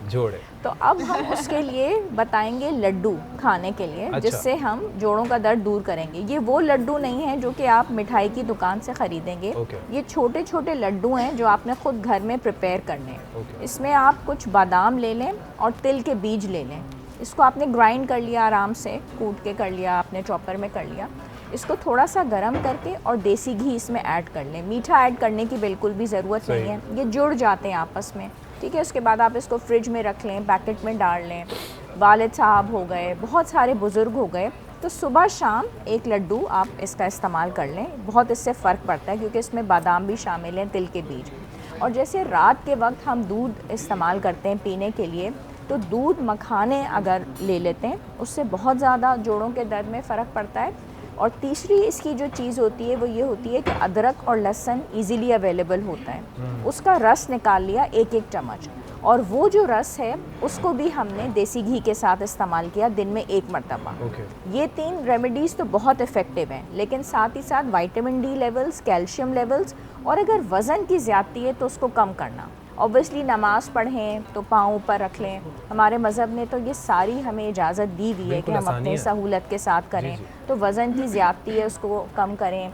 और आपने जैसे नोट किया होगा कि जो लोग जिम रेगुलरली जाते हैं या जो लोग वॉक करते हैं और एक्सरसाइज करते हैं, अगर उसको छोड़ दें कुछ अरसे के लिए, बॉडी खुद दर्द जो है महसूस करवाती है। बॉडी की डिमांड है फिजिकल एक्टिविटी, ये लाइफस्टाइल होना चाहिए। तो ये जो चीज़ें अपनी लाइफ में ऐड करें। बिल्कुल, जब भी आप जो स्टार्ट में बिल्कुल बिगनर्स होते हैं जो जिम ज्वाइन करते हैं, तो वो कहते हैं कि यार अब ये तो 2 दिन के बाद तो ऐसा पेन हो रहा है, हाथ नहीं उठ रहा, ये वो। तो जाहिर सी बात है, वो आपकी मसल जब वर्किंग में आता है और आपकी ब्लड सर्कुलेशन थोड़ी सी वैसी होती है और आपका मसल वार्म होता है, तो वो जाहिर सी बात है स्टिफनेस तो होती है। बिल्कुल। और जब बॉडी यूज्ड टू हो जाती है तो फिर बिल्कुल आपको फिर पेन नहीं होता। सेट हो जाता फिर आप किसी भी एक मसल को एक गैप दे दें, उसके बाद दोबारा वर्कआउट करें तो दोबारा होता है। तो ये इट्स अ साइकिल, आपकी बॉडी की सर्कुलेशन है, आपकी बॉडी की डिमांड है मसल्स की, सर्कुलेशन की, और ये एक मशीन है जिसका सिस्टम है। आप गाड़ी जब चलाते हैं उसको पहले स्टार्ट करते हैं, फिर गियर में लगाते हैं। तो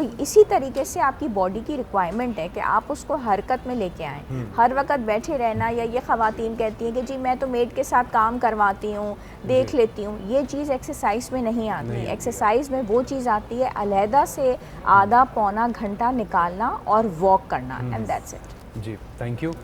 मैं आपसे मेरे एक सवाल मेरे दिमाग में आ रहा था। जैसे डाइट करते हैं, डाइट में आप बहुत सारी चीज़ें हैं, बहुत सारी आपके पास जो है ना ऑप्शंस आ गए हैं, आपके पास इतने सारे घी आ गए हैं और इतनी सारी जो है वो चीज़ें आ गई हैं जिसमें आप अपनी बड़ी काउंटेड कैलोरीज मील्स ले सकते हैं। ग्लूटेन फ्री के हवाले से अगर मैं आपसे पूछूं कि जिसमें आप अपनी सारी क्रेविंग्स को भी ख़त्म कर सकते हैं, ग्लूटेन फ्री, शुगर फ्री चीज़ें होती हैं, और वो उसमें गुलाब जामुन भी होते हैं, उसमें कचौरियाँ भी होती हैं, उसमें ब्रेड्स भी होती हैं, उसमें केक्स भी होते हैं। तो वो हम ऑब्वियसली थोड़ा सा एक्सपेंसिव होता है, लेकिन वो ज़्यादा बेहतर नहीं है कि आप अपनी क्रेविंग्स को फुलफ़िल कर लें and go for gluten free. Gluten free यकीनन बहुत बेहतर है, और बहुत सारे लोग जिनको जो वेट कॉन्शियस है या डाइट कॉन्शियस हैं, उनके लिए ग्लूटेन फ्री बेस्ट ऑप्शन है। अच्छा, अब ऐसा नहीं कि बहुत महंगा है, इजीली मिल जाते हैं। और वो कितने का है? ये कितना मतलब अच्छा सवाल है ना। इट इज जैसे एक नॉर्मल, मैं एक एग्जांपल दे देता हूँ। आई थिंक जो नॉर्मल केक जैसे एक 3000 रुपए का होता है, एक gluten free sugar free cake लें, दैट कॉस्ट अराउंड 6 to 7,000। मुझे प्राइस नहीं पता, मैं ऐसे ही बता रहा हूँ, एक आइडिया दे रहा हूँ। 6 to 7,000 कुछ इस तरह डबल होता है। केक की बात करें ना, अगर केक की बात है, अगर आप आटा लें या वो लें तो आटा इतना महंगा नहीं होगा। या फिर डिफरेंट, जैसे हम कहते हैं ना, जौ ले ली, बाजरा ले लिया है, अपना गंदम हटा के, तो ये आप घर में भी मिक्स करके बना सकते हैं। ठीक है, 2 चीज़ें हो गई। तीसरी चीज़ ये कि आप ग्लूटेन फ्री अगर इस्तेमाल कर रहे हैं इसके साथ साथ अगर गुड कार्ब्स भी यूज़ कर रहे हैं वो भी आपको नुकसान नहीं पहुंचाता। हम जब कार्ब्स पे जाते हैं या जो ग्लूटेन वाली चीज़ें लेते हैं उसमें हम कैलकुलेट नहीं करते कि हम क्या खा रहे हैं क्या नहीं खा रहे। पहली चीज़, अगर आप महंगी चीज़ पे नहीं जा सकते और एक सारी चीज़ें आपको देखनी है, आप गुड कार्ब्स पे चले जाइए और उसमें आपका सबसे अच्छा अपना जो बार्ले जौ है अच्छा यही है। लास्ट जाते जाते मैं कोई सवाल नहीं पूछूंगी आपसे, कोई और लंबी बात नहीं करूंगी आज, बस जल्दी से आपने जवाब देना रैपिड फायर वाला। हाँ, आप भी सुने, सब सवाल सुने गौर से। क्या राज है, ये इतना ग्लो क्यों कर रही है स्किन? मेरे माशाल्लाह नवासी आजकल मेरे पास है। अच्छा माशाल्लाह, that is on your face. क्या जवाब है, क्या जवाब। अच्छा, नवासी बेटी के बच्चे, बेटे के? बेटी के माशाल्लाह 3 नवासे, 1 नवासी है मेरी। किसके बच्चों को बोलते हैं? बेटी के 2 बेटियों के बच्चे हैं, वो मेरे पास हैं, मेरे साथ सोते हैं, तो वो मेरे वक्त मतलब सबसे खूबसूरत। आप यकीन करें, आपको देख के इस वक्त कहीं से नहीं लग रहा कि नवासी वाली है। तो यही तो हमारी इंस्पिरेशन है जी। वैसे भी एक शख्सियत होती है ना कि बड़ा लविंग केयर टुवर्ड्स, तो आई एम श्योर कि आप फैमिली के टुवर्ड्स ऐसी हो। बिल्कुल। जी समाना जी, बहुत शुक्रिया जी आप सबका और thank you so much for being here. कोई एक ऐसी बात आप अपने इस मेटल ब्लिंक के हवाले से या कोई मैसेज बताना चाहेंगी? मैं ये बताना चाहूँगी कि हम लोगों के पैशंस तो बहुत होते हैं।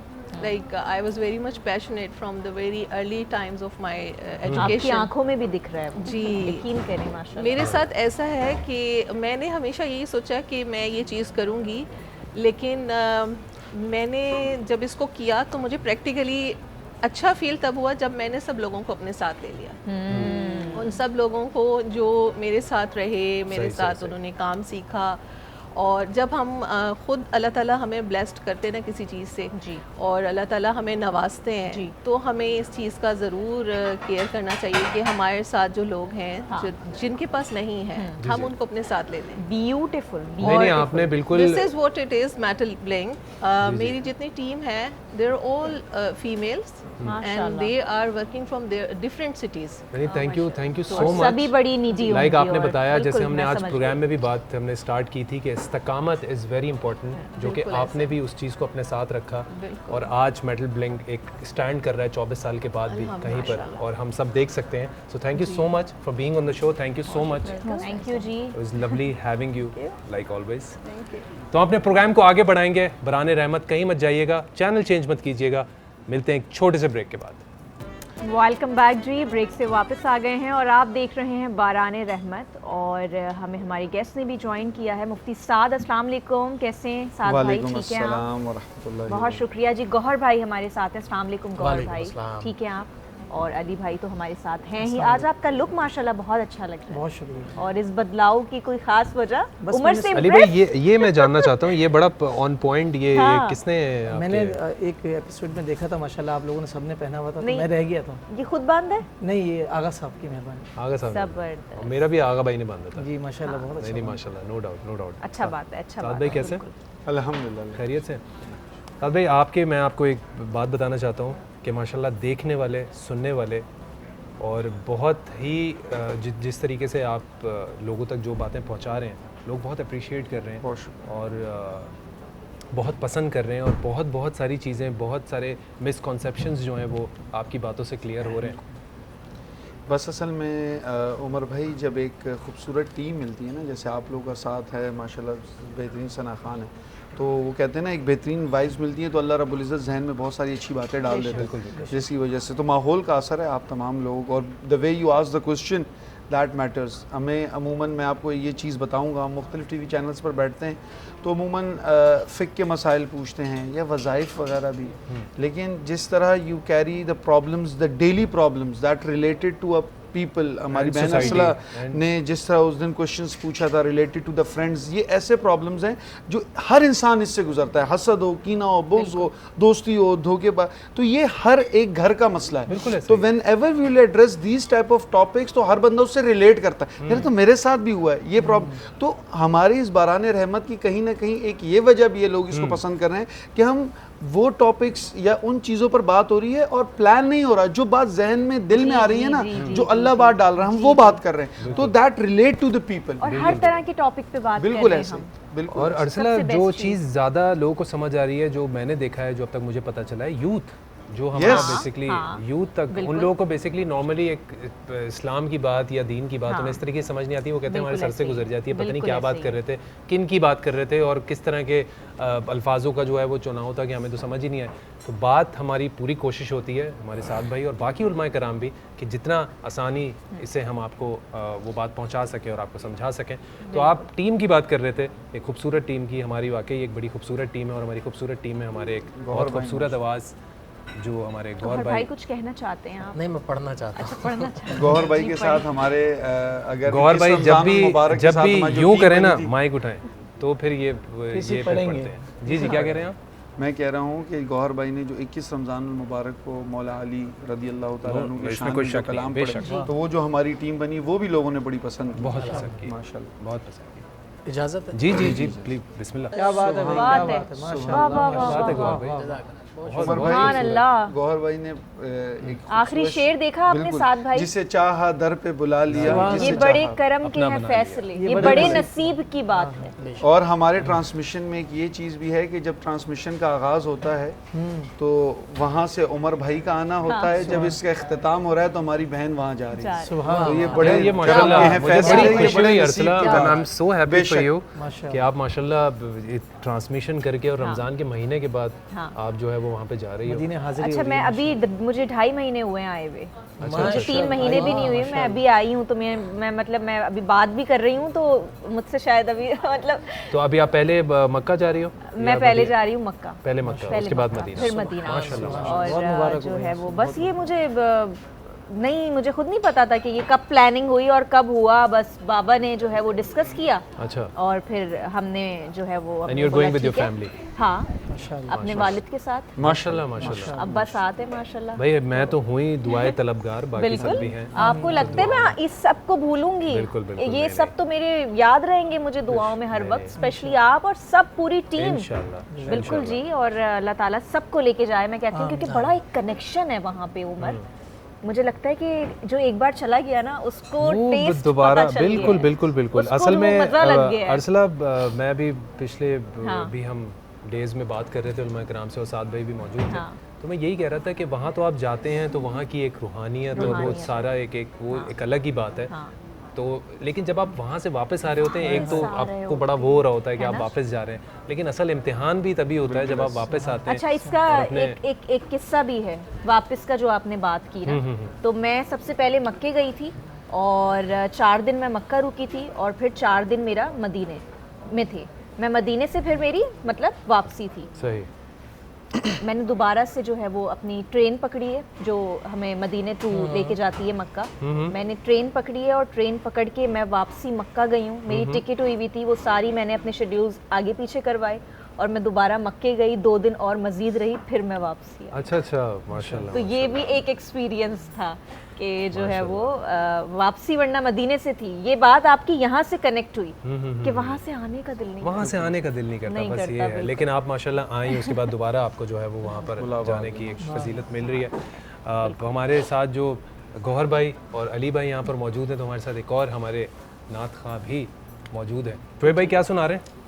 सलाम सुनाऊंगा, हुजूर ऐसा कोई इंतजाम हो जाए। बिस्मिल्लाह। ये सब मिलके पहुंचा रहे हैं हमें उमर। जी प्लीज। वेलकम बैक एक बार फिर, खुशामदीद। आप लोग देख सकते हैं कि मैं बरान रहमत के किचन में यहाँ मौजूद हूँ। पकोड़े तैयार हैं, चटनी तैयार है, बाकी मेन्यू की मुझे कोई चीज़ ही नहीं है। पकोड़े बाकी मैं जलाल भाई से पूछता हूँ क्या था, मैं भूल गया कि वो पकोड़े माशाल्लाह आप देख सकते हैं। हमने जो है वो पकोड़े ही आज प्लान में रखा यार माशाल्लाह, एक अलग ही प्रेजेंटेशन है आज पकोड़ों की। शेफ जलाल ये चुटकी से जग में क्या डाला है? लेमन। जग में क्या डाला? लेमन। आपके लिए ही ये, मेरे लिए ये ड्रिंक बनाई है। बिल्कुल, थैंक यू। जी जलाल भाई, हम क्या क्या कवर कर रहे हैं? इसके अलावा हमने यहाँ पर दही बड़े बनाए और आपके लिए बेहतरीन जबरदस्त, अब मेरी नजर गई है दही बड़ों और बाकी नोर साथ में हम लोगों ने जो पकौड़े बनाए क्योंकि रिफ्रेश करो इफ्तार 9 रमज़ान के साथ, तो हम इसको केचप के साथ थोड़ा रिफ्रेशिंग सा बना लेंगे। साथ ही दागों से क्या डरना, सर्फ एक्सेल हमारे साथ है। खाना पकाने से बिल्कुल ना डरें क्योंकि सर्फ एक्सेल आगे अपनी डीप एक्शन टेक्नोलॉजी के साथ जो कपड़ों में तह में जाके कपड़ों की जो जिद्दी दाग है वो खींच निकालता है। तो खाना बनाने से बिल्कुल ना डरें, सर्फ एक्सेल हमारे साथ है और बाकी किचन में हमारे मेन्यू भी आपके साथ है। मजेदार से खाने बनाते हैं। थैंक यू अच्छा, सो हमने ये मच। किससे बनाया है? एक सेकंड, ये किससे बनाया था? ये था ओमोर का जो मैंने आपको बताया था मैंगो सोडा। इसके yes, अंदर yes, आप yes. और बबल्स जो है ना ऑन टॉप आते रहेंगे जैसे जैसे आप इसमें सोडा ऐड करते जाएंगे। इतने अच्छे स्टाइल से सिमरन ने याद दिलाया। ये किसने बनाया है? I like it. खवातीन जो है ना वो जरा थोड़ी इस तरह से जो है ना, ओके नाइस नाइस। ये हमने अमोर का वाह, मैंगो मैंगो पूरी आइसक्रीम मस्टैश और बियर्ड बन जाएगी इससे। यस भाई ये थैंक थी यू आज की रेसिपी। जी जी thank you Thank so you very much for much. Being such a wonderful chef both of you. कमाल करते हैं आप लोग और कमाल की आज की इफ्तारी तैयार है, बस हमें इफ्तार का इंतज़ार है। तो बताते चलो हमारे साथ एक स्पेशल गेस्ट भी हैं आज, मोहम्मद अली ख़ान। मैं बताना चाहूँगा कि उन्होंने हमें आज ज्वाइन किया है। जी जी अर्सला। बिल्कुल बिल्कुल, और उनका जो है सोशल मीडिया से ताल्लुक है और जी, उसके जी। साथ साथ ही अब ड्रामा इंडस्ट्री से भी है जी, जी। और एक फिल्म भी कर रहे हैं वो अभी माशाल्लाह। और मैं चाहूँगी कि वो हमसे कुछ थोड़ा बहुत भी अगर डिस्कस करना चाहें फिल्म के हवाले से या अपने एक्सपीरियंसेस के हवाले से, तो मैं ज़्यादा वेट नहीं कराऊंगी। बिल्कुल जी, अस्सलाम वालेकुम, बहुत शुक्रिया। कैसे हैं आप अली? अल्हम्दुलिल्लाह मैं बिल्कुल ठीक हूँ। आप ठीक हैं? खैरियत से? अल्हम्दुलिल्लाह अली बिल्कुल कैसे हैं आप? ठीक ठीक ठाक? अल्हम्दुलिल्लाह बिल्कुल ठीक ठाक। रमज़ान का महीना है, बहुत बिल्कुल। अच्छे लग रहे हैं आप माशाल्लाह से। बहुत शुक्रिया बहुत शुक्रिया सबसे पहले तो। और मैं बताता चलूँ कि हमारे साथ हमारे उलमा कराम की दो हस्तियों ने भी हमें ज्वाइन कर लिया है, लामा साहब और हमारे नूर रहमानी भाई। अस्सलाम वालेकुम। वालेकुम अस्सलाम। कैसे हैं आप? खैरियत से? अल्हम्दुलिल्लाह, आप कैसे हैं? ठीक है, अल्लाह का खैरियत से? शुक्र है, ठीक ठाक। जी जी अली, सबसे पहले तो मैं आप लोगों को मुबारकबाद पेश करूँगा, इतनी ज़बरदस्त ट्रांसमिशन जो आप ऑन एयर कर रहे हैं। थैंक यू सो मच जी। यूट्यूब पे हर जगह पर हम तो जब भी जहाँ सोशल मीडिया की बात आई जी, तो जी। जब सोशल मीडिया पे जाते हैं तो हम आप लोगों को ही देखते हैं। बहुत बहुत माशाल्लाह, वेरी गुड जॉब। और मैं आज टीम का भी सबसे पहले शुक्रिया अदा करूँगा कि आपने मुझे आज के इस शो में मदऊ किया। थैंक यू सो मच जी, बहुत बहुत आपने शुक्रिया। वक्त निकाला, बहुत शुक्रिया। रमज़ान कैसे गुजर रहे हैं अली? बहुत अच्छे, हर बार की तरह बहुत ज़बरदस्त, बड़े सब्र के साथ सब्र और के बड़ी बरकतों के साथ। बरकतों के माशाल्लाह। साथ। अभी अरसला ने बताया कि सोशल मीडिया से एक सफ़र आगे एक्टिंग की तरफ और फिर फिल्म भी अभी आप माशाल्लाह कर रहे हैं, तो एक कैसा कि you wanted to be an actor, आप चाहते थे? बिल्कुल, I just want to now share some thoughts on it. बचपन से मेरा एक इल्मी और अदबी घराने से ताल्लुक़ रहा। आपके जो वालिद हैं, मैं चाहूँगी मशहूर जो है वो क्या बोलेंगे हम उनको, अगर खालिस उर्दू में बोला जाए तो बैनुल-अक़वामी शोहरत याफ्ता शायर। बिल्कुल शायर हैं माशाल्लाह। नाम बताइए उनका। जी, वालिद साहब प्रोफेसर कैसर नजफ़ी के नाम से। नजफ़ी कैसर नजफ़ी, बिल्कुल। तो एक इल्मी और अदबी घराना रहा, पढ़ाई पर बड़ा फोकस रहा, अदब पर बड़ा फोकस रहा। उस दौरान मेरे अंदर एक जस्तजू थी कि मैं भी वालिद साहब की तरह कोई ऐसा नाम पैदा करूं ताकि जिससे मुल्क का नाम रोशन हो, शहर का नाम रोशन हो, मेरा अपना फैमिली का नाम रोशन हो। तो मेरे ख्याल है एक्टिंग वॉज दैट थिंग जिस पे मैं रिलाई कर सकता था, और वो मुझे एक रोड मैप मिला एक्टिंग से कि मैं इसके थ्रू अपने मकसद तक मैं पहुंच सकता हूं। सही सही। तो ये शुरुआत की टीवी कमर्शियल से, काफ़ी प्रोग्राम्स किए, फिर ड्रामा सीरियल किया 2017-18 कमर्शियल्स में। काफ़ी किए आपने माशाल्लाह। बेपनाह कमर्शियल। तो अली अभी ये मकसद की बात की, what is your main goal, like कि क्या क्या अचीवमेंट्स लाइफ में आप चाहते हो या क्या मकसद है? बिल्कुल, ज़िंदगी का जो इस वक्त बेसिक मकसद ये है कि जो आपकी पहचान है, मुझे क्यों भेजा गया है दुनिया में, मैं इस जस्तजू में अब बचपन से ही हूँ। एक्टिंग के अलावा और भी काफ़ी दीगर शोबात हैं जिसमें मैंने अपने आप के अपना लोहा मनवाने की कोशिश की है। अल्हम्दुलिल्लाह अल्लाह ने बड़ी इज़्ज़त दी है उसमें भी। लेकिन अदाकारी वो एक ऐसा वाहिद पेशा है जिसमें मुझे अपना रोड मैप बहुत क्लियर नज़र आता है। मैं अपनी मंजिल तक इंशाल्लाह कुछ ना कुछ अपनी पहचान में ढूंढ लूँगा कि मैं क्यों भेजा गया। सही सही, बहुत खूबसूरत बात की और बड़े हौसले वाली बात है, मुझे लगता है। वाकई जब आप ये इस सोच के साथ आप आते हैं तो आप बाकी चीज़ें तो कर रहे होते हैं, ऑब्वियसली सोशल मीडिया, एक्टिंग सही है, शौक है, इट्स कम्प्लीटली फाइन। अब आई थिंक जो भी ये एक मैसेज भी है बाकी पेरेंट्स के लिए भी जिनके बच्चे स्टडी कर रहे होते हैं, वो अपना शौक जाहिर करते हैं। साथ भाई ऐसा ही है, अपना शौक जाहिर करते हैं, तो उनके शौक को आई थिंक वो ज़रा एक थोड़ा सा उनको मौका देना चाहिए कि वो परसू कर सकें। बिल्कुल ओनली दैट, मैंने कहा कि इसके साथ साथ आपको ज़िंदगी के दूसरे मराहिल भी वो भी तय करने हैं। आपको अपने रिश्तों में भी अपनी जो समझते हैं इम्पोर्टेंस उसको बरकरार रखना है, अपने काम में, अपने पेशे में। बहैसियत पेशा मैं बैंकर हूँ और मैंने जी इंजीनियरिंग की हुई है सरसेज यूनिवर्सिटी से कंप्यूटर्स में। So that is another part of my life. Software engineer माशाल्लाह। Yes, software engineer. अच्छा अच्छा, यस यस, जबरदस्त, ग्रेट। अच्छा तो अली, मैं एक सवाल मेरे दिमाग में है, कोई ऐसा आपने माशाल्लाह जो है वो ड्रामे में काफ़ी, मैं जब आपकी प्रोफाइल रात में चेक कर रही थी तो मैंने देखा कि आपने काफ़ी सीनियर सेलिब्रिटीज़ के साथ भी काम किया हुआ है। तो कोई ऐसा किस्सा जो आप हमसे शेयर करना चाहते हो, कोई ऐसा जो है वो कोई भी स्टोरी कोई अच्छा एक्सपीरियंस तो सभी पूछते हैं, हम आज अली से कोई बैड एक्सपीरियंस पूछ लेते हैं कि कभी हुआ कोई सेट पर, ऑन सेट कोई ऐसा वाकया या कुछ हुआ जो आप शेयर करना चाहते हो, तो मैं चाहूँगी। बिल्कुल बिल्कुल। एक बड़ा तल्ख एक्सपीरियंस आपने मुझे याद दिला दिया। मैं असल में रात में आपकी प्रोफाइल चेक करी थी तो मैंने उसमें काफ़ी मारूफ अदाकार देखे। मैं तो खैर लाभ भूलने की कोशिश करता हूँ, लेकिन ठीक ऐसा हुआ कि जब ज़िंदगी का शुरुआत मैंने की अपने अदाकारी के इस फ़न में, तो मुझे पहला ड्रामा सीरियल मिला, जियो टीवी पर टेलीकास्ट हुआ था मालकिन के नाम से। ठीक है। तो मेरे साथ जो अदाकार थे ऑन सेट काफ़ी सीनियर भी थे और कुछ हाल ही नए सीनियर बने थे, आप समझ सकती हैं। तो उस वक्त उन्होंने मुझे, मैं एक्सपेक्ट कर रहा था कि ऑन सेट मुझे इंकरेजमेंट मिलेगी, वो एक माहौल मिलेगा, और जिन अदाकारों के साथ मैं काम कर रहा था वो मेरे दोस्त भी थे। Okay. I was actually working with Minal Khan, she is a very well known name in industry. Minal Khan, या तो वो सेट पे ऐसा हुआ कि मैं एक्सपेक्ट कर रहा था कि मुझे सपोर्ट मिलेगी, यू नो एक पहला ड्रामा था और मुझे आपको हारमोनी बिल्डअप करनी पड़ती है सेट पर, लेकिन ऐसा नहीं हुआ। ओके। अच्छा। बहुत ही मुझे क्या हुआ? ये हुआ कि मुझे बहुत ज़्यादा वहाँ से एक ऐसा फीलिंग आई जैसे डिस्कम्फर्ट का मामला है, और वो मेरे लिए बहुत ना टर्न ऑफ था। मैंने कहा मतलब आप ये फील करते थे कि कंफर्ट मिलेगा मुझे, मतलब कि अगर मैं काम कर रहा हूँ सीनियर्स के साथ कि वो लोग एक कंफर्ट जोन देंगे, बट वो नहीं हो पाया। इसी तरह से, क्योंकि जब आप सेट पर होते हैं ना तो फिर हम सब एक हैं। अच्छा, तो ये तो पुरानी बात होगी मेरा ख्याल है, ये शादी से पहले की उनकी बात होगी, अभी तो क्योंकि वो काम नहीं कर रही, 2017-18 की बात, क्योंकि वो तो अब काम नहीं कर रही ना। डिस्करेजमेंट हुई मेरे लिए। मैंने कहा यार अगर इस तरह से अगर ड्रामास में आप काम करेंगे तो कैसे आप अच्छी प्रोडक्ट देंगे आवाम को देखने के लिए, कि आप ऑन सेट ही आपस के मामला ठीक नहीं है। तो मुझे बड़ा दुख हुआ, लेकिन फिर शुक्र ये हुआ कि बाद में कभी उनके साथ काम नहीं किया। अच्छा, लेकिन मैं बताऊंगा अली के बहुत सारे एक्टर्स के साथ जब आप काम कर रहे होते हैं ना, तो आपका ये भी एक बड़ा एक लर्निंग प्रोसेस होता है एज एन एक्टर। आप बहुत सारे, मैंने भी बहुत सारे तकरीबन सब एक्टर्स के साथ काम किया, तो मेरा बड़ा मिक्स किस्म का एक्सपीरियंस सबके साथ रहा। कोई बहुत अच्छा है, कोई बिल्कुल एवरेज है, कोई इस तरीके से, कोई आपको बहुत बढ़ चढ़ के आपको सिखाता है, आपको जो है वो बताता है सीन्स अच्छे करने के लिए कि कैसे आप एज एन एक्टर ग्रो करें। तो आई थिंक ये आपका भी एक बड़ा लर्निंग प्रोसेस है। This is what I was expecting कि मुझे पता चले कि किस तरह से अदायगी करनी है, कहाँ आपको पॉजेस चाहिए, लेकिन वो बस एक बड़ा बुरा एक्सपीरियंस था। अच्छा, वो सबके साथ मुझे लगता है कि एक्सपीरियंसेस इस तरह के गुजरे ही होते हैं। बिल्कुल। अच्छा अली, जैसे रमज़ान का महीना है, और तो रमज़ान का महीना कैसे आपको क्या लगता है कि अब जैसे रमज़ान के महीने में हम रोज़े रखते हैं, हमारी अप्रोच बदल जाती है, हमारी सोच बदल जाती है। हम चाहते हैं कि इसमें ज़्यादा से ज़्यादा हम इबादत करें, हम अल्लाह से मांगें, दुआएं करें। तो और फिर ये रमज़ान के महीने तक तो होता है, फिर रमज़ान के बाद ये चीज़ें बिल्कुल ही पीछे रह जाती हैं, बहुत हमारी मस्जिदें वीरान हो जाती हैं। तो क्या लगता है कि ये एक रमज़ान का महीना जब आता है तो इसकी प्रैक्टिस को हमें अपने साथ ऐसे ही रखना चाहिए? This is also what you think? बिल्कुल, ऑब्वियसली उमर, आपकी बात से मैं इत्तेफाक करूँगा।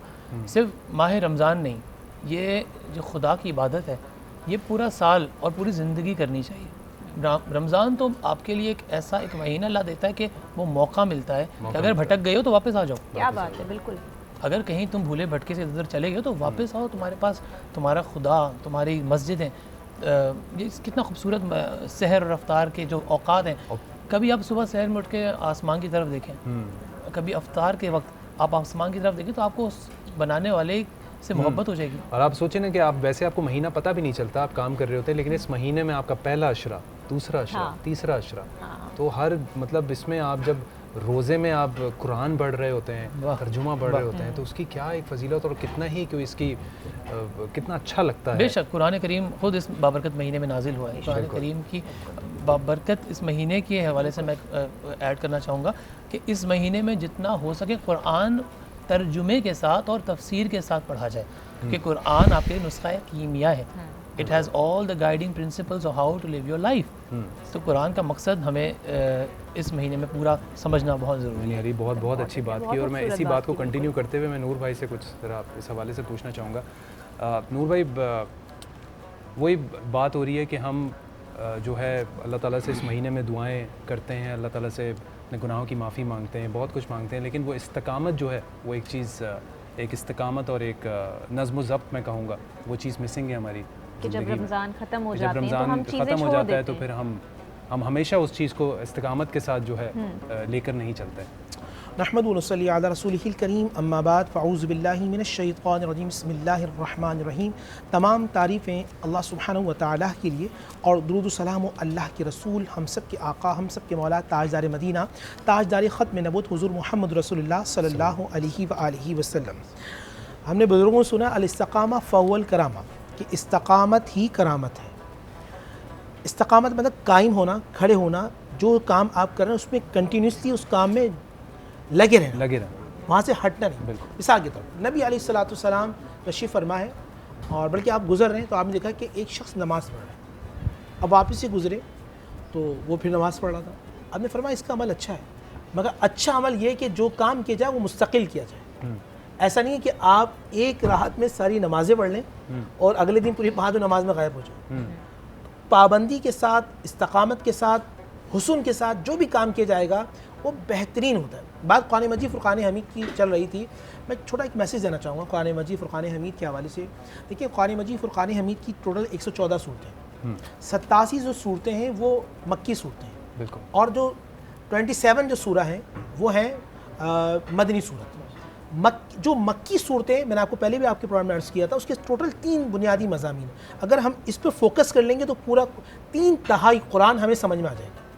3/3 कुरान की बात करूँ, एक नहीं, यानी कुरान के 4 हिस्से तो 3 हिस्से कुरान के आप समझ जाएंगे। 87 जो यानी कि जो सूरा हैं उसमें टोटल सबसे पहला अक़ीदा है, अक़ीदा है तौहीद। अल्लाह एक है, खालिक है, मालिक है, राज़िक है, परवरदिगार है, समी है, बसीर है, और उसने अपनी खलाक़ियत के लिए क्या दलील दिए? तुम देखो पहाड़ों को, तुम देखो बेबान जंगलों को, तुम देखो फूलों को, तुम देखो ये समरात को, तुम देखो ये जो फल होते हैं इनको देखो। देखिए आप जब मिसाल के तौर पे आप मेरे साथ बैठे हुए थे गाड़ी में, आप जा रहे थे, बाहर की बात चल रही थी, आपने कहा कि मैंने नॉर्दर्न एरियाज़ देखा है तो मुझे खुदा की खलाक़ियत का वाज़े एहसास हुआ कि हाँ खालिक है, मालिक है, रब है। तो कुरान ने जगह जगह हमें बताया कि जब तुम्हें उसकी खलाक़ियत देखनी तुम समंदर पे चले जाओ, और समंदर इतना बड़ा नज़र आएगा कि जहाँ तक नज़र जाएगी समंदर का पानी जाएगा। तो जब समंदर इतना बड़ा है तो बनाने वाला कितना बड़ा खालिक, मालिक, राज़िक होगा, इसको कंट्रोल करने वाला। अब आइए दूसरा है अक़ीदा रिसालत। तमाम अम्बिया अल्लाह के नबी हैं, मगर हमारे हुज़ूर मोहम्मद रसूलुल्लाह सल्लल्लाहु अलैहि वसल्लम आखिरी ख़ातिमुन नबीयीन हैं। तीसरा है हमें मरने के बाद हिसाब देना है। मैं यहाँ जो बैठा हूँ, अगर बैठने का मकसद ये है कि मेरी टीआरपी बढ़ जाए, बैठने का मकसद ये मैं शोहरत हो जाए, तो कल क़यामत में मैं जहन्नुम में जाऊँगा, ये भी जहन में होना चाहिए। अक़ीदा आखिर वबिल आखिरति हुम युक़िनून, कुरान ने हमें बताया। अगर मकसद ये है, अब देखिए नियत में, मैं यहाँ बैठा हूँ शोहरत मिल जाए, बैठा हूँ पैसे मिल जाए, मैं बैठा हूँ टीआरपी बढ़ जाए, मैं लोगों में दबदबा कर लूँ, एक ये नियत है। एक यहाँ बैठा चलो कुछ हिस्सा में दीन की खिदमत कर लूँगा, अल्लाह के बंदों को अल्लाह के करीब कर दूँगा। अब जब तक बैठा रहूँगा, हदीस है मिशकात की कि ज़मीन और आसमान के फरिश्ते मेरे लिए दुआ इस्तग़फ़ार करते रहेंगे। हूत यानी समंदर की मछलियाँ भी मेरे लिए दुआ करती, अगर नीयत बदल गई। वबिल आखिरति हुम युक़िनून, कि मुझे मरने के बाद अल्लाह को चेहरा दिखाना है, उसकी नीयत। अब आइए 27 सूरा है मदनी सूरत।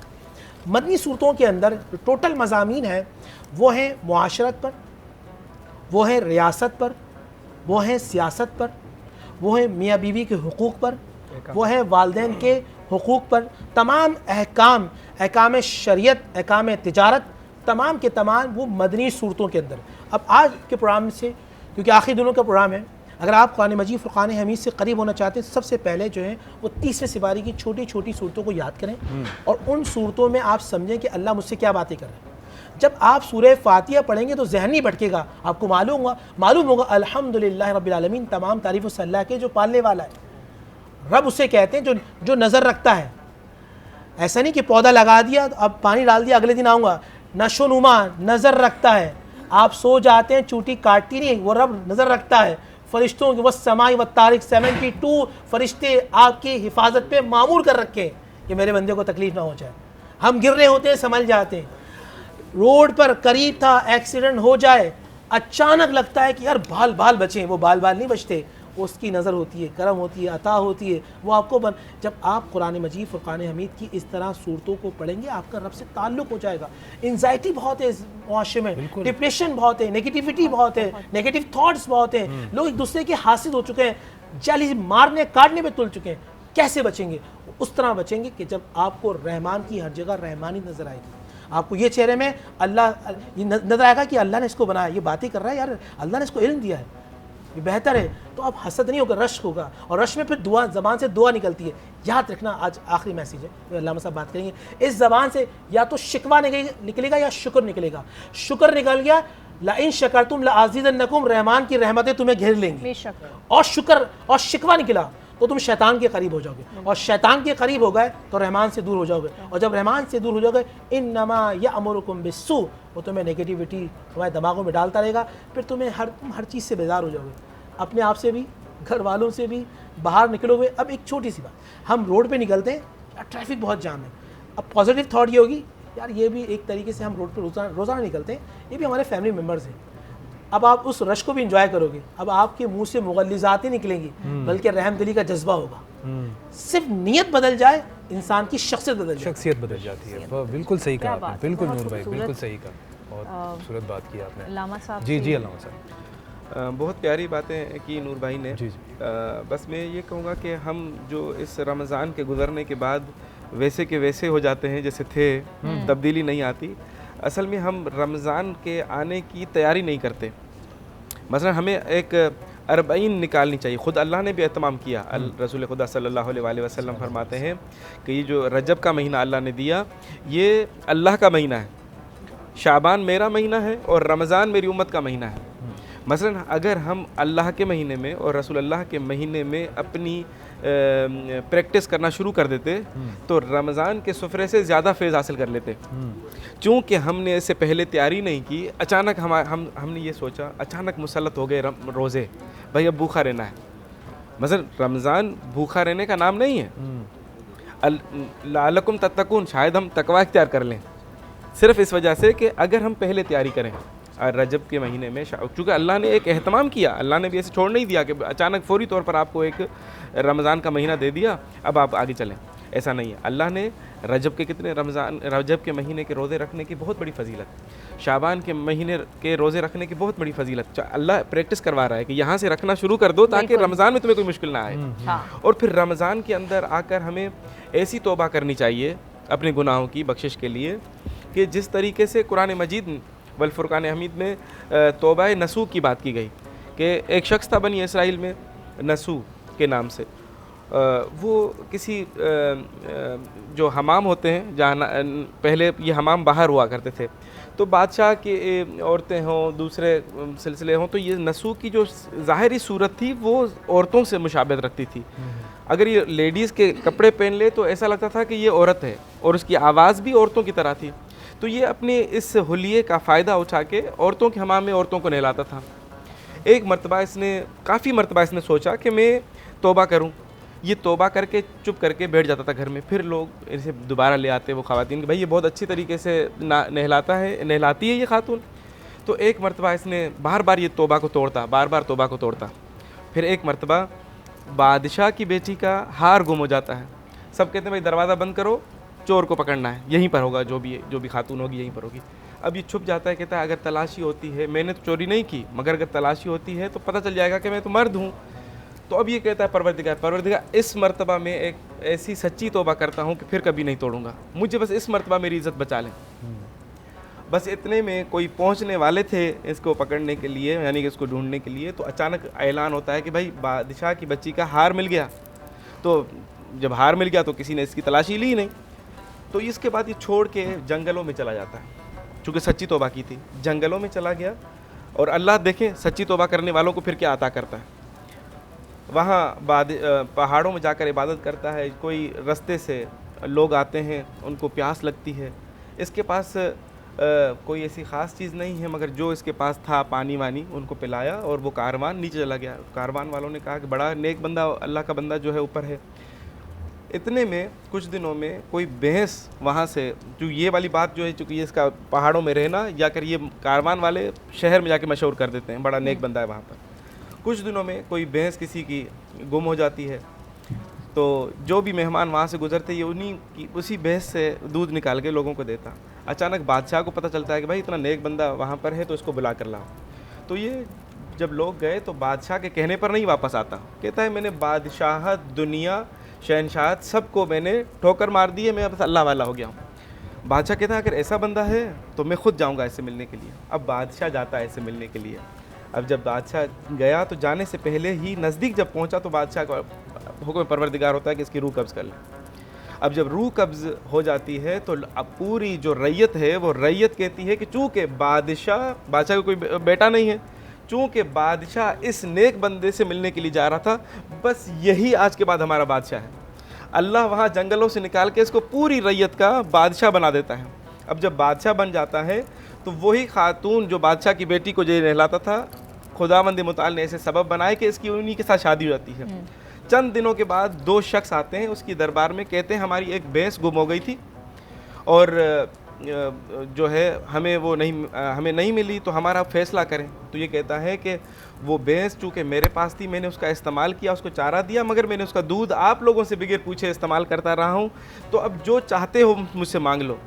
तो वो कहते हैं अगर ऐसी बात है तो हमें आप जो है इस पूरी बादशाहत का आधा दे दें। कहता है आधा दिया।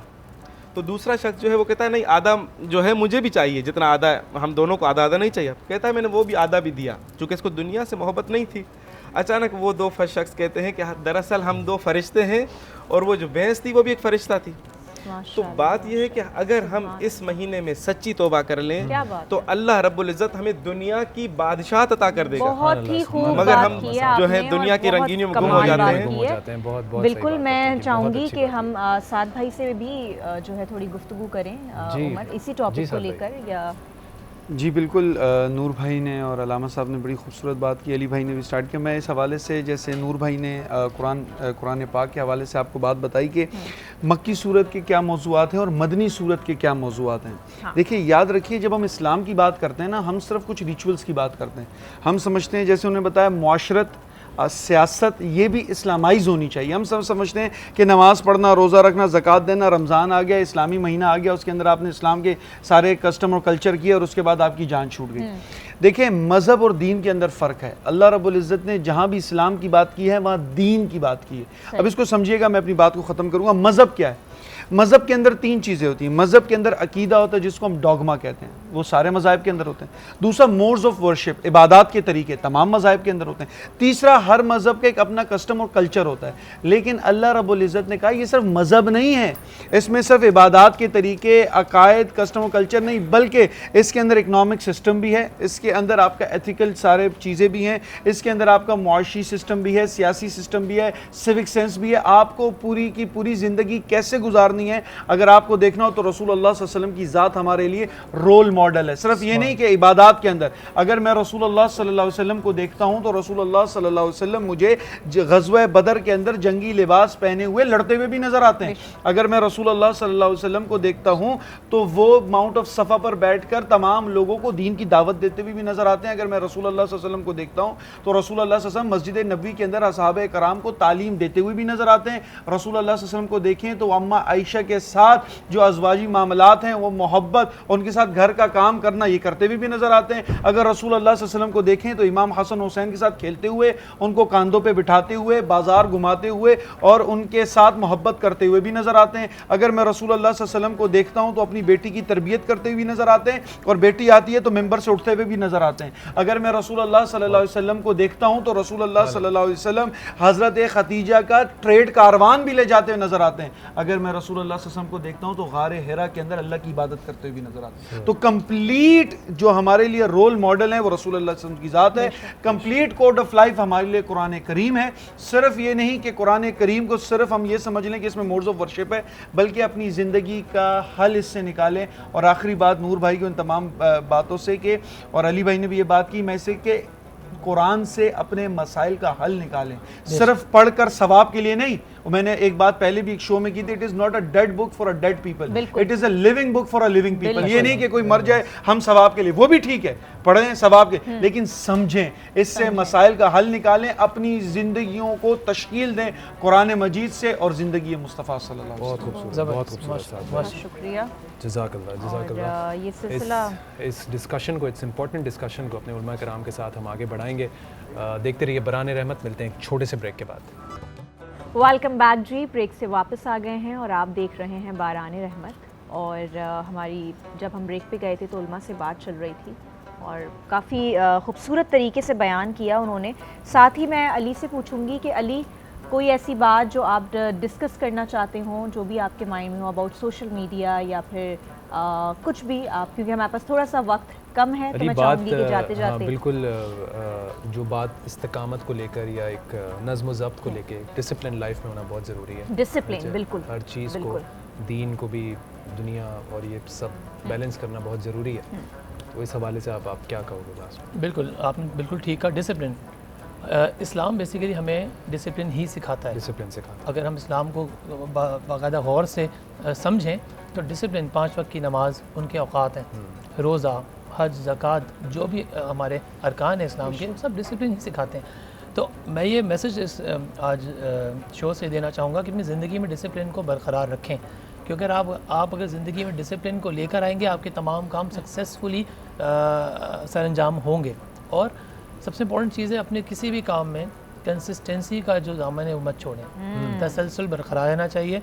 Life is basically a sinusoidal wave, कभी अच्छे दिन हैं कभी बुरे दिन हैं।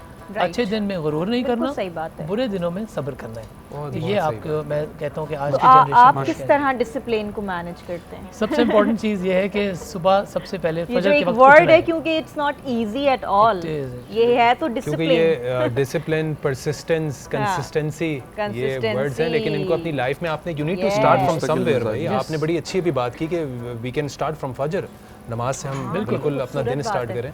जिस दिन आप अपना दिन का आगाज़ एक बाबरकत तरीक़े से अल्लाह की वहदानियत को जानते हुए शुरू करेंगे, बिल्कुल उसकी 2 रकात नमाज है फजर, कौन सी आपने कोई 2 घंटे की नमाज़ पढ़नी है? बिल्कुल बिल्कुल 2 रकात नमाज पढ़ें, कुरान की कोई भी आयत, कोई भी सूरत आप पढ़ें, अल्लाह से कनेक्ट हो, आप देखें आपका दिन कितना कामयाब गुजरेगा। Personal experience obviously. बिल्कुल बिल्कुल, और मुझे लगता है कि नमाज तो मेन जो है वो चाबी है, बेशक। और आप जब नमाज कायम करते हो तो आपकी ज़िंदगी के काम तो ऐसे ही होने लग जाते हैं। बिल्कुल बिल्कुल ऐसे, वो तो बड़ी इंपॉर्टेंट चीज़ है। और ये फिर अगेन मैं यही कहूँगी कि ये चीज़ आपको जो है वो आपकी तरबियत में भी शामिल होनी चाहिए। It is the key, it is the key. Start से ही, बिल्कुल। Thank you so much Ali, आपने जब वालिद साहब का बताया तो आप पता चल रहा है कि जो सारी चीज़ें आपने अपनी हिस्ट्री बताई, माशाल्लाह आपकी बातों से और आपकी सोच से वो चीज़ पता चली। Thank you so much for being on the show.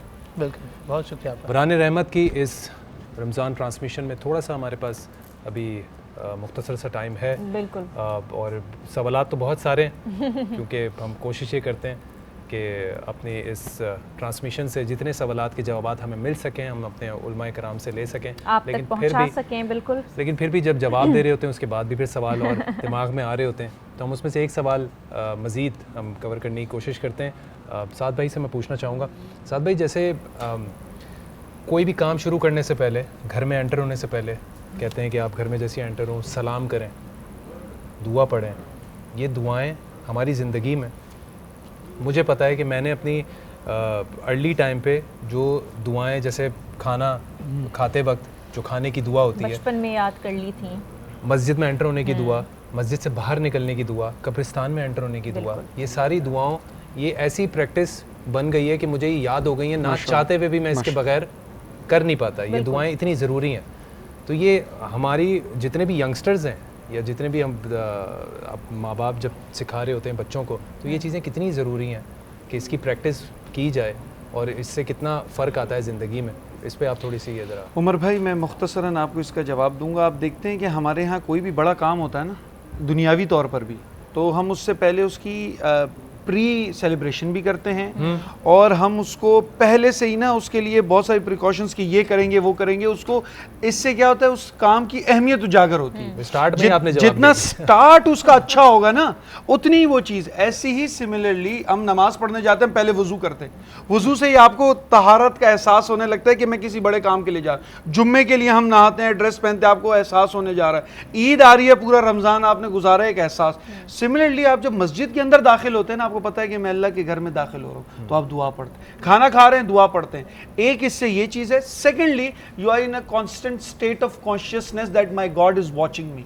आपके अंदर तकवा क्रिएट होता है। मैं खाना खा रहा हूँ, उससे पहले मैं अपने रब को याद कर रहा हूँ। मैं नमाज में अपने रब, सोने से पहले रब को याद कर रहा हूँ। तो ये दोबारा दोबारा वो क्या कहते हैं, रिहर्सल होती है, दोबारा दोबारा रिवीजन होती है कि मेरा खालिक है, मेरा राज़िक है, मेरा वो पालनहार है जिसको मैं हर मौके पर याद करता रहूँ। तो ये अपने बच्चों को जब आप ये याद रखें, जब आप अपने बच्चों को चीज़ें सिखाएंगे ना, जहाँ वो खाना खाते हुए दुआ पड़ेगा, जहाँ मस्जिद में एंटर होते हुए दुआ पड़ेगा, जब इंसान घर में बिस्मिल्लाह रहमान रहीम कह के दाखिल होगा ना, फिर घर आके लड़ेगा नहीं, उसको वहीं से अल्लाह याद आ जाएगा। वो तमाम तर अपनी जॉब की स्ट्रेस एंजाइटी घर के बाहर छोड़ देगा, कहेगा अब मैं दाखिल हो गया हूँ, अब अल्लाह मेरे साथ है। तो ये दुआएं इंसान की लाइफ में उसको बड़ा साथ देती हैं अगर वो इसको अपनी जिंदगी का हिस्सा बना लें। So it is very good for your children. Important I think, मुझे लगता है कि बड़ी ज़रूरी है, और ये स्टार्ट से ही आपको बचपन से ही आपको सिखाई जाती हैं ये वाली। तो फिर वो आपको देखिए ना, उमर जैसे जिक्र किया कि मैं आज भी मतलब ये आपके अनकॉन्शियसनेस में चली जाती है, ना चाहते हुए भी ऐसे चली जाती है। बिल्कुल बिल्कुल,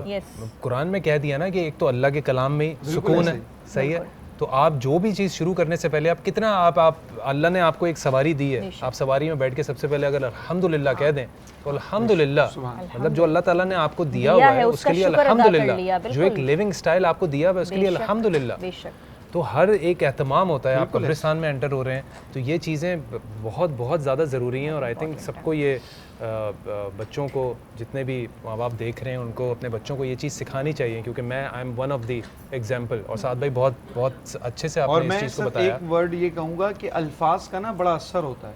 अल्लाह रब्बुल इज़्ज़त ने दुनिया बनाई सूर फूंके कौन से कह के, कौन लफ्ज़ से दुनिया की तख्लीक हुई है। तो अल्फाज जो है ना वो इंसान की शख्सियत पे भी बड़ा असर करते हैं। वो कहते हैं ना, बोलने से पहले भी सोचो, और रसूल ने फरमाया तुम बोलो ताकि तुम्हारी पहचान हो। तो आप कुछ भी कहते हैं ना, सुभान अल्लाह, माशाअल्लाह, अल्हम्दुलिल्लाह, ये आपकी शख्सियत पर बहुत बड़ा असर करता है, बहुत असर पड़ता है। बहुत बहुत खूबसूरत। Please make your practice and make this habit, तो आपकी ज़िंदगी भी बड़ी सुकून में होगी। अब हमारे साथ एक बहुत यंग नात ख्वाह भी मौजूद है। माइक है आपके पास? नहीं है? माइक में आपको देता हूँ। उम्र देंगे आपको, और नाम भी बताइए माइक में अपना। मेरा नाम, हाँ आपका नाम? मोहम्मद माज। मुझे बड़ा पसंद है ये नाम। ठीक है, सुनाइए बेटा। मोहम्मद माज, क्या पढ़ रहे हो आप? नात पढ़ें। क्यूट, बहुत खूबसूरत माज, बहुत खूबसूरत, माशाल्लाह माशाल्लाह। वक्त हमारे पास मुख्तसर है, हम दुआ करवाते हैं नूर भाई से। जी बिस्मिल्लाह। बिल्कुल। अल्लाहुम्मा सल्लि व सल्लिम अला सय्यिदिना व मौलाना मुहम्मद व अला आलिहि व अस्हाबि सय्यिदिना व मौलाना मुहम्मद मअदिनिल जूद वल करम। या अल्लाह या रहमान या रहीम, रहम करने वाले रब्बे करीम हम सब पर रहम फरमा, करम करने वाले रब्बे करीम हम सब पे करम फरमा। ऐ अल्लाह, ये कबूलियत का वक्त है, इस वक्त दुआएं कबूल होती हैं। परवरदिगार आलम, तेरी रहमतें अपनी शान के मुताबिक पहले आसमान पे नुज़ूल फरमाती हैं, वहाँ से ऐलान होता है कोई मांगने वाला। ऐ अल्लाह, हम सब बख्शिश व मग़फ़िरत मांगते हैं, हम सब की बख्शिश व मग़फ़िरत फरमा। ऐ अल्लाह, हमें जो बीमार हैं उन्हें सेहत कामला अता फरमा, हमारे घरों में रौनकें अता फरमा, हमारे घरों में बरकतें अता फरमा, हमारी औलादों को आशिक़ रसूल बना। ऐ अल्लाह, हम सबको दीन पर चलने वाला बना, शरीयत मुहम्मदी का पासदार बना, आपस में मोहब्बत से रहने वाला बना, नफ़रतों को मोहब्बत में तब्दील फरमा। ऐ अल्लाह, जो बहन रिश्तों के हवाले से परेशान है अच्छे बर अता फरमा। ऐ अल्लाह, जो बेरोज़गार हैं, ऐ अल्लाह उनको अच्छा रोज़गार अता फरमा। कई दिन से कई ख़ानदान हैं जो फ़ाक़े में मुब्तला हैं, परवरदिगार आसमान से फरिश्ते भेज के उनकी मदद फरमा। ऐ अल्लाह, हम सबको हासिदीन की हसद से बचा, शैतान के शर से बचा, जादू टोने की मकरू फरेब से बचा, दिन और रात के फितरों से बचा, ज़मीनी आसमानी नाहगानी आफत मुसीबत हादसात से महफूज फरमा। ऐ अल्लाह, आने वाला वक्त हम सब के लिए बाइज़े खैर फरमा। ऐ अल्लाह, हम सब पर रहम करम की बारिशें अता फरमा, हमारी तमाम इबादत को अपनी बारगाह में कबूल फरमा। ऐ अल्लाह, हम सबको कब्र के अजाब से बचा, महशर की रुसवाई से बचा, जहन्नुम के अजाब से बचा, हमारे मरहूमीन की बख्शिश व मग़फ़िरत फरमा। अल्लाहुम्मा या हल्लल मुश्किलात, अल्लाहुम्मा या क़ादियल हाजात, अल्लाहुम्मा या मुसब्बिबल अस्बाब, अल्लाहुम्मा या मुफ़त्तिहल अबवाब, अल्लाहुम्मा या मुनज़्ज़िलल बरकात। रब्बना आतीना फ़िद दुनिया हसना व फ़िल आखिरी हसना व क़िना अज़ाबन नार व क़िना अज़ाबल हश्री व क़िना अज़ाबल क़ब्री व क़िना अज़ाबल मीज़ान व अदख़िलल जन्नत मअल अबरार या अज़ीज़ व या गफ़्फ़ार या रब्बल आलमीन। व सल्लल्लाहु मुहम्मदिही व आलिही व अस्हाबिही अजमईन बिरहमतिका या अरहमर राहिमीन बिहक़्क़ि ला इलाहा इल्लल्लाह मुहम्मदुर रसूलुल्लाह।